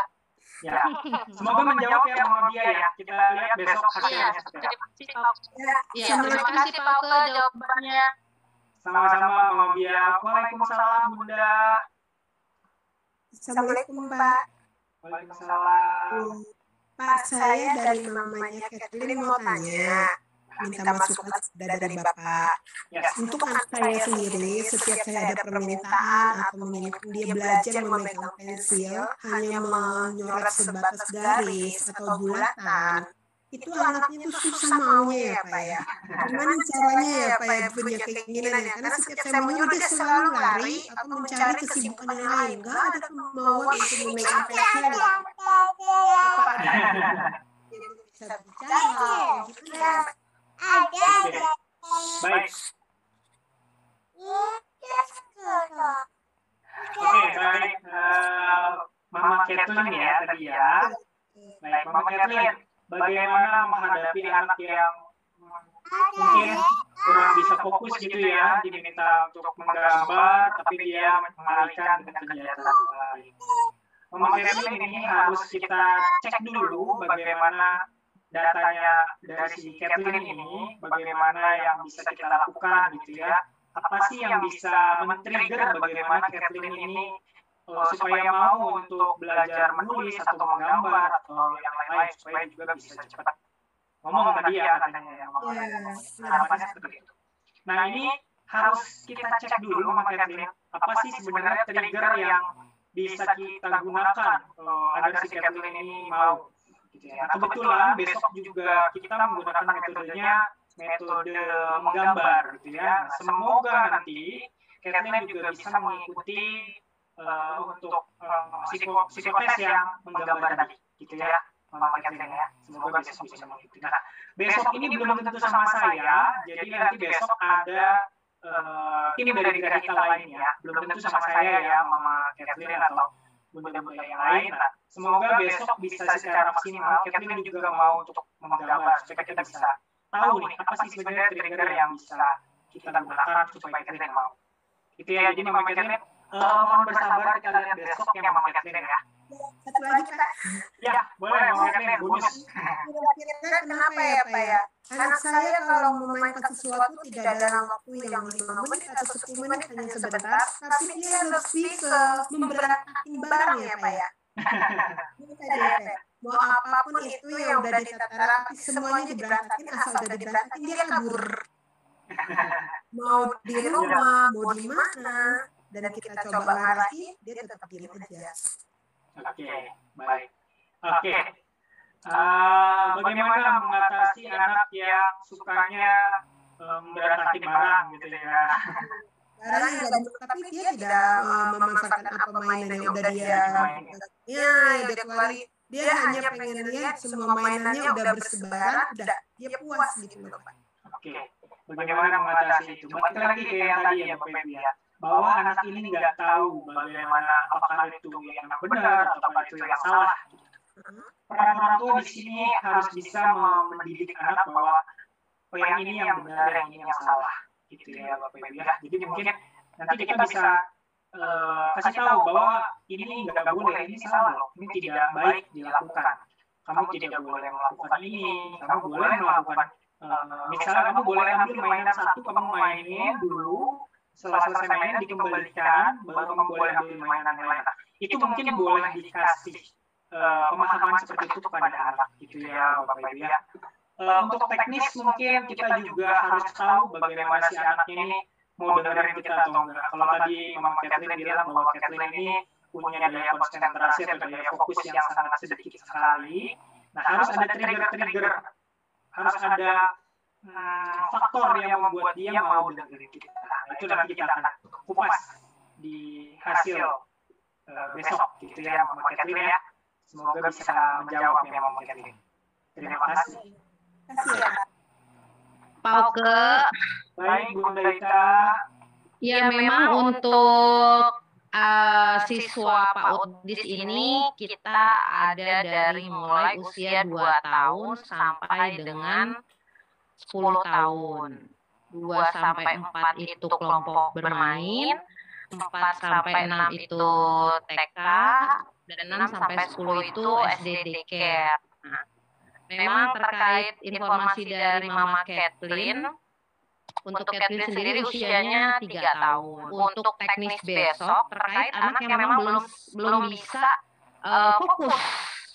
Karena untuk anak kelompok bermain didominasi anaknya masih banyak kinestetiknya, masih banyak bermainnya. Cuman tetap kita stimulus dengan kegiatan-kegiatan karena kita mau optimalkan panca inderanya. Walaupun matanya tidak fokus melihat kami, tapi telinganya mendengar apa yang menjadi himbauan-himbauan kami, motivasi-motivasi kami, bacaan-bacaan kami dalam terkait sholat dan doa. Walaupun tangannya juga bergerak sambil pegang mainan. Ini sama dengan nanti teknik buat Cik Kathleen dan yang lainnya yang di kelompok bermain, Emir dan lain. Kan kalau usia 2 sampai 4 tahun belum bisa fokus nih. Nah, besok kan salah satu kegiatan. Kita bahasanya kegiatan aja ya Pak, jangan tes kalau di PAUD. terlalu tinggi kalau bicara tes, karena saya pun ngambil data untuk laporan ke orang tua kita nggak pernah pakai tes, kita pakainya kegiatan. Nah, dari kegiatan yang kita lakukan akan muncul penilaian, muncul perkembangan yang kita bisa laporkan ke orang tua. Nah, kegiatan besok nih untuk menggambar untuk anak usia 24 tahun itu udah setiap hari kita lakukan jurnal pagi namanya. Nah, untuk besok biar bisa mendapatkan hasil yang optimal tuh gimana ya Pauke? Iya. Baik Bunda Ita. Oke, kita memang ada klasifikasinya ya Bunda Ita ya. Jadi untuk anak-anak yang masih kelompok bermain, menggambarnya kita tidak perlu spesifik. Nah, kalau misalnya anak dengan usia TK di luar ya Bunda Ita ya saya bicara. Usia TKA biasanya kita ajak untuk gambar balon yang simpel, dia hanya bulat garis bawah kayak gitu saja. Lalu kalau TK besar lumayan agak kita naikkan lagi tingkatnya. Jadi TK besar ini menggambar bunga atau pohon biasanya seperti itu. Nah, kalau kelompok bermain ini biasanya gambarnya bebas, mau abstrak pun nggak apa-apa ya Bunda Ita ya. Jadi yang penting ada garis goresan di situ. Itu kita sudah bisa baca. Gitu ya. Jadi kami dari metode PMPO ini ada sampai 816 garis. Jadi 816 garis ini memang punya klasifikasi beda-beda, terdiri dari 30 garis utama. Garis utama itu kayak tebal tipis, zigzag, dan lain-lain. Dan sisanya garis pendukung. Nah, dari gambar yang nanti dilakukan, mungkin coret-coret aja gitu ya, itu kita bisa dapat datanya dari situ, karena penekanan garisnya berbeda, tarikan dia goresannya berbeda-beda gitu ya. Jadi nggak perlu khawatir, Bunda Ita dan Mama Kathleen juga nanti buat anak-anak kita yang mungkin gambarnya masih susah ya, nggak masalah. Yang penting kita ajak untuk gambar apapun aja nanti di situ. Itu ya, jadi nggak perlu mengikuti instruksi. Baik, Pauke, apabila dari rumah anaknya moodnya belum baik nih, apakah tetap kita laksanakan kegiatan untuk ambil data? Nah, karena anak itu moodnya kita nggak bisa atur ya. Oke, kayak tadi Bapak saran, oke kita sudah lakukan anak tidur cukup, kemudian kita informasi. Kita biasanya sounding kalau mau melakukan kegiatan kita pasti sounding dulu ke anaknya dengan bahasa yang positif. Kayak tadi anjuran Pak Oke dengan kita besok ada kegiatan seru di sekolah, ayo kita istirahat, kita enjoy. Kayak contoh kemarin kita baru ada kegiatan renang di sekolah. Itu Masya Allah, anak tuh excited banget, happy banget untuk datang ke sekolah. Tapi after kegiatannya selesai, ada yang moodnya ada yang swing lagi, ada yang turun lagi, seperti itu Pak Oke. Jadi maksud saya, apabila kita sudah sounding dengan optimal di rumah, ternyata pagi harinya atau pada saat kedatangannya dia moodnya masih kurang nyaman, itu gimana ya? Apa kita mulainya jangan dari pagi kali ya, jam 9. Jadi kalau di rumah moodnya masih turun naik, kami Bunda Guru handle dulu gitu biar mereka moodnya nyaman dulu, happy dulu. Baru kalau sudah afirmasi paginya sudah oke nih, mereka udah on fire untuk melakukan kegiatan, baru kita masuk ke sana kali ya, ke kegiatan, ambil kegiatan untuk data anaknya ya. Baik Bunda Ita. Jadi kegiatan pengambilan data ini kan ini di chat juga ada ya, mulai dari jam 8 sampai jam 11. Nah, kalau memang nanti dirasa waktunya masih belum tepat untuk pengambilan datanya, kami beberapa kali juga pernah gitu ya. Jadi pengambilan datanya ini tidak di jam ini Bunda Ita. Jadi boleh nanti malamnya mungkin anaknya udah mulai oke, udah mulai enak gitu ya moodnya, atau sore hari atau kapanpun ketika si anak siap. Jadi nanti datanya diserahin aja ke Pak Bambang ya Bunda Ita ya. Gitu. Jadi sebenarnya kapanpun, boleh kapanpun, tapi kalau misalnya mau serentak jam 8 sampai jam 11 boleh, tapi kalau misalnya dirasa anaknya masih belum cukup siap untuk pengambilan data, untuk kegiatan, ya nggak apa-apa.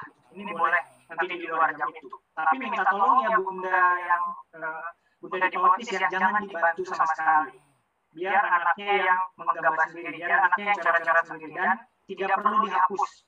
Nggak apa-apa, gambar apapun nggak apa-apa, tidak perlu dihapus. Itu ya Bunda ya. Jadi kapanpun nggak apa-apa, nanti diserahin aja ke Pak Bambang Bunda. Pak Bambang biasanya melakukan seperti itu juga. Gitu. Kami juga di beberapa tempat seperti itu. Itu Pak Bunda. Berarti bisa dilakukan di rumah ya Pak?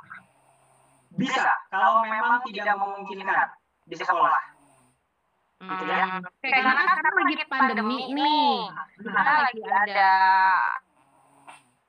beberapa batasan tatap muka. Artinya saya tetap menghimbau ke orang tua, bagi yang masih nyaman anaknya datang ke sekolah, sekolah. Kalau yang belum nyaman ya di rumah. Berarti pengambilan data gambar itu bisa dilakukan di rumah dan mengikuti mood yang sedang oke bagi anak ya. Betul sekali Bu Deta. Jadi memang nanti kalau misalnya sangat tidak memungkinkan diadakan di sekolah, boleh diadakan di rumah dengan orang tua. Tentunya dibantu ya dengan orang tua ya. Nanti gambarnya simpel aja, hanya satu kertas HVS, menggunakan satu pensil, itu gambar apapun di situ kalau memang saya nggak bisa ya. Jadi gambar apapun di situ nanti tinggal difotokan aja Bu Deta. Nanti dikirim ke Pak Bambang. Gitu. Oke. Selain teknik kegiatan menggambar kan bukannya ada kegiatan-kegiatan lainnya yang memang harus ambil dari anak. Nah, kalau yang di rumah bagaimana? Oke, jadi begini Bu Deta. Untuk kegiatannya selain menggambar, memang kita ada interview singkat dan interview yang sangat-sangat simpel ya Bapak Ibu. Jadi kayak tadi saya jelasin. Oh, ini bentuk apa, bentuk yang ini apa, warna, tentang warna, dan lain-lain. Nah, kalau misalnya memang benar-benar tidak bisa memungkinkan, maka nanti interview itu hanya sebagai pelengkap aja. Yang penting dia gambarnya full satu HVS, sehingga data yang kita bisa olah ini sudah cukup lengkap. Gitu ya Bu Deta. Jadi memang ini worst case-nya banget gitu ya. Memang si anaknya tidak bisa nyaman banget nih. Anaknya memang benar-benar nggak bisa banget. Itu nggak masalah. Nanti menggambar coret-coret, yang penting full satu HVS, tidak dilakukan interview. Nggak masalah, yang penting coretannya banyak. Dan tidak dibantu sama orang tua sama sekali. Gitu ya.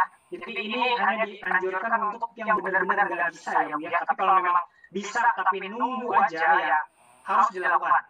Tapi kalau memang tidak bisa benar-benar nggak bisa ya nggak apa-apa. Dari biasanya sih kita nggak apa-apa karena memang ada banyak banget kita ketemu sama anak-anak yang luar biasa dalam tanda kutip luar biasa yang memang benar-benar nggak bisa duduk diam, memang nggak bisa coret-coret. Itu biasanya kita atasi dengan seperti itu. Jadi kita cari timingnya yang pas biar dia juga bisa. Itu jadi ya Bu Deta. Nanti koordinasi saja sama Pak Bambang Bu Deta.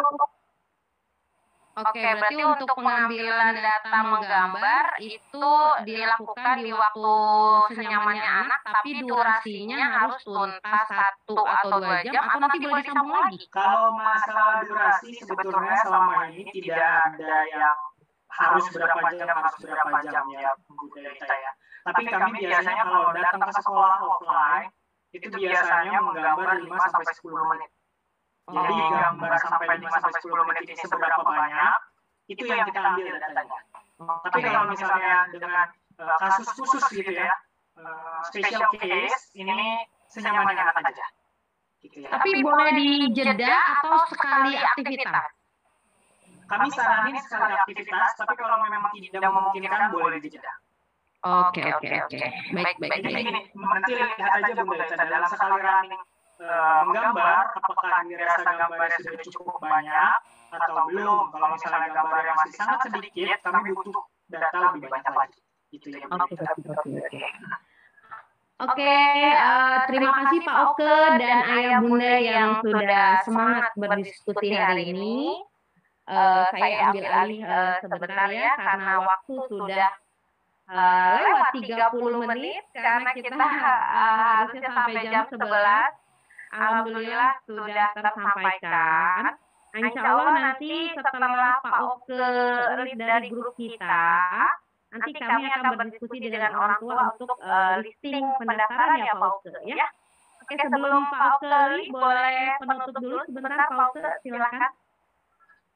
Oke, wah, saya disuruh menutup, saya bingung nih Bu.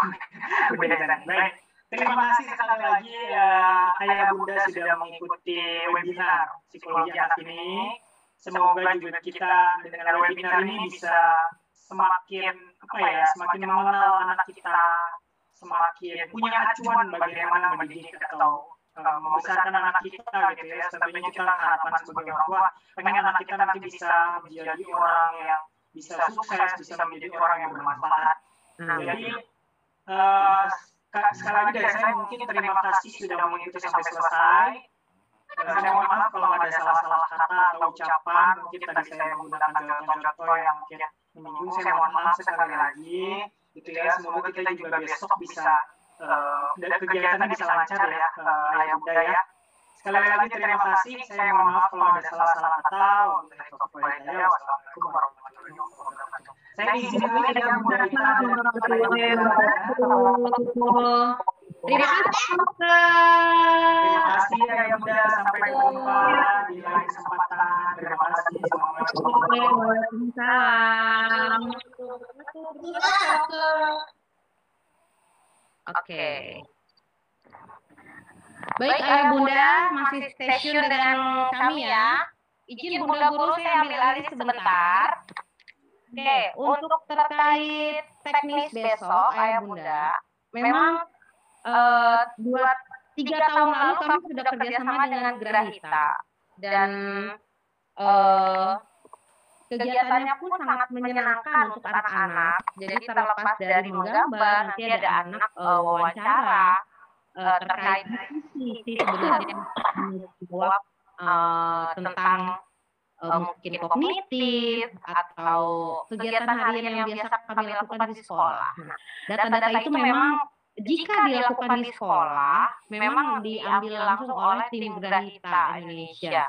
Nah, karena pandemi seperti ini, tadi saya sudah tanyakan bisa dilakukan di rumah, tapi bagi saya alangkah baiknya datang ke sekolah, karena kan lebih optimal pengambilan datanya. Walaupun misalnya tadi saya juga tanyakan juga, jika mood anak masih swing ya, masih belum optimal, nanti kami ada jeda waktu untuk anak bisa refresh lagi, bisa enjoy lagi, baru masuk ke ruang kegiatan. Makanya saran saya sih boleh datang ke sekolah, tapi dengan kondisi yang anak sehat ya. Kalau lagi batuk pilek atau lagi demam, sebaiknya di rumah saja. Nanti kita atur lagi pengambilan datanya yang optimal seperti apa. Sekalipun misalnya harus di rumah terkait deadline waktu, karena kan saya nggak panjang nih dealing waktunya dengan Grahita. Saya ambilnya 2 hari, besok hari Senin dan hari Selasa. Itu nanti kita informasikan. Untuk hari Senin yang pesertanya hari ini hadir sampai dengan selesai, nanti di listing lagi sama Bunda Guru. Yang sampai hari ini selesai itu akan dijadwalkan besok untuk kegiatan psikotesnya. Dan untuk yang mendaftar setelah acara ini, itu akan diambil hari Selasa. Dan memang saya perlu informasikan kenapa digratiskan untuk yang hadir hari ini, karena saya memprioritaskan bagi orang tua yang memang bersedia mendengarkan materi diskusi, sehingga orang tua bisa lebih optimal mendapat wawasannya. Dan apabila orang tua yang ternyata tahu dari orang tua yang hari ini dan tetap mau ikut, akan saya schedulekan di hari Selasa. Tentunya nanti akan ada biaya yang harus dibayarkan. Untuk yang hari ini kita berikan free buat orang tua yang sudah excited hari ini hadir. Insya Allah besok langsung kami schedulekan acaranya. Alhamdulillah, untuk yang hari ini hadir. Alhamdulillah. kita mengenalkan untuk yang hari ini excited, makanya yuk kita bantu menstimulus anak-anak untuk enjoy besok. Kalaupun besok memang masih ada kendala, tetap diantarkan ke sekolah. Nanti kami bantu di pihak sekolah ya Bunda Guru untuk mengafirmasi anak-anak untuk bisa enjoy dan mengikuti kegiatan psikotes besok. Dan tentunya yang sehat ya Bunda. Saya mohon maaf apabila masih batuk, pilek atau demam sebaiknya di rumah dulu karena memang lagi tinggi banget ini. Beberapa guru saya juga tuh ada yang pakai masker ya karena memang lagi batuk pilek juga sih. Alhamdulillah gejalanya cuma batuk pilek aja. Masih bisa dihandle, masih bisa ini. Oke. Sebelum saya tutup nih dengan doa oleh Bunda Guru, Ayah Bunda masih ada yang mau tanyakan terkait teknis besok? Jadi masuknya biasa ya Bun, jam 8 ya? Ya, betul. Besok yang hari ini ikut webinar, besok masuk jam 8 sampai dengan jam 11. Kegiatannya, maksudnya jamnya terbiasa, tapi kegiatannya kita info dengan kegiatan Bunda, kalau misalnya besok Eko nggak berhalangan untuk ke sekolah gimana Bunda? Bisa nggak dilakuin? Tadi seperti yang saya bilang, nanti ada pengambilan data secara manual di rumah, tapi harus di mood anak harus enjoy dulu ya Mah, karena kalau soalnya gini pengalaman kita, kalau anaknya dipaksa harus melakukan kegiatan itu datanya jadi tidak sesuai. Bunda, maaf deh, besok itu cuma pakai pensil atau pensil warna sih? Pensil itu semua nanti disiapkan oleh sekolah. Pensil aja. Pensil aja. Makasih Bunda. Ya berhalangan hadir boleh nanti ambil datanya di rumah seperti Pak Oke sampaikan tadi. Nanti kalaupun ada misalnya data yang harus ditambah nanti via Bunda Guru yang akan bantu. Oke. Yang lain? Tanya. Boleh? Mau Fahri? Ya. Bunda, dari hasil tes besok itu keluar hasilnya kapan dan apakah ada sesi konsultasi dengan pihak Grahita atau nanti hasilnya akan dikonsultasikan lewat Bunda Guru? Oke. Ya. Setelah 2122 pengambilan data anak itu akan diolah oleh Grahita kurang lebih 14 hari. Ya. Nah, makanya kenapa webinar ini berkelanjutan? Yaitu tadi webinar tentang pola asuh kemarin itu membuka wawasan kita tentang pola asuh dan karakter anak, dan hari ini webinarnya lebih ke teknisnya. Data yang mau kita ambil itu caranya seperti apa? Kalau kami Bunda Guru dengan dengan berbagai kegiatan kita bisa melaporkan perkembangan anak sesuai dengan sistem sekolah. Nah, kita dibantu dengan Grahita, dengan metode PMPO-nya, dengan alat yang dimiliki oleh Grahita. Ketika dikolaborasikan dengan kami, tentunya hasilnya nanti akan disampaikan oleh konselor langsung oleh Grahita. Kami Bunda Guru akan mendengarkan. Jadi kita ibaratnya pasiennya dua nih, orang tua dan Bunda Guru menerima masukan dari Grahita seperti apa terkait anak didik kita. Nanti di rumah distimulus seperti apa, di sekolah akan seperti apa. Itu makanya kami penting banget mengadakan jadi setiap tahun karena kan anaknya berubah-ubah. Ada yang baru, ada yang lama. Sekalipun yang lama seperti Fahri kemarin sudah sidik jari, sudah terdeteksi. Nah hari ini kita pakai PMPO. Terus pernah juga kemarin konsultasi. Nah kan kita kolaborasi nih. Jadi akan lebih maksimal lagi. Seperti itu. Nah, nanti jadwal konsultasi dengan konselornya akan kita atur lagi. Jadi teknis setelah webinar ini kita mengambil data diolah, kemudian nanti akan kita rescheduling untuk konsultasi bersama konselor Grahita. Waktunya akan kita sampaikan nanti. Kemungkinan bisa di mana. Oke, terima kasih Bunda Ita. Ya. Nah, yang lain masih ada?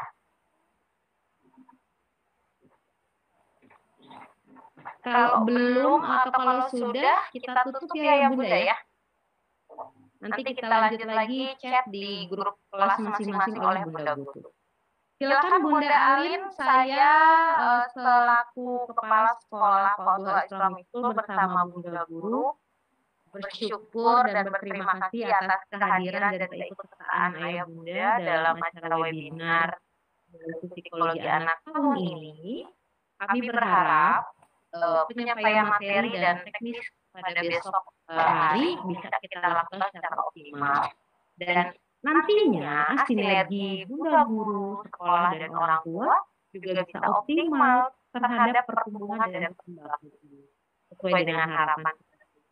Tentunya sebagai selamat kita di akhirat nanti, kebanggaan kita di keluarga dan masyarakat, tentunya kebermanfaatan anak kita kepada orang lain sehingga menjadi barokah dan manfaat buat kita semua. Amin. Terima kasih. Maaf apabila ada kekurangan dalam pelaksanaan hari ini. Wassalamualaikum warahmatullahi wabarakatuh. Waalaikumsalam warahmatullahi wabarakatuh. Terima kasih Bunda. Baiklah ya Bunda, acara yang selanjutnya yaitu penutup dan doa kepada Bunda Halimah. Kita bagi lagi masyarakat ini mati sultan salah satu jilabnya bijak awal maksud takdir dan hisab. Rabbana atina fid dunya hasanah wa fil akhirati hasanah wa qina adzabannar.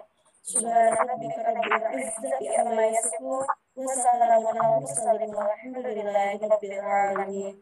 Assalamualaikum warahmatullahi wabarakatuh. yang selanjutnya yaitu pengumuman list peserta tes minat bakat secara gratis. Di antaranya yaitu ada Caitlin, Eiko, Elif, Askael, Anju, Fahri, Inara, Khaila Basira, Emir, Epin, Faiz, Minara, Echa, Naura, Bia, Khaila Zahra. Sudah cukup. Ayah Teguh mewakili Mbak Im. Oh iya, dan Abang Mbak Im. Oke. Ayah Bunda yang tadi sudah disebutkan, nanti akan diberikan informasi teknis untuk besok by Japri oleh Bunda Guru ya Bunda ya. Selamat buat yang hadir hari ini. Selamat besok.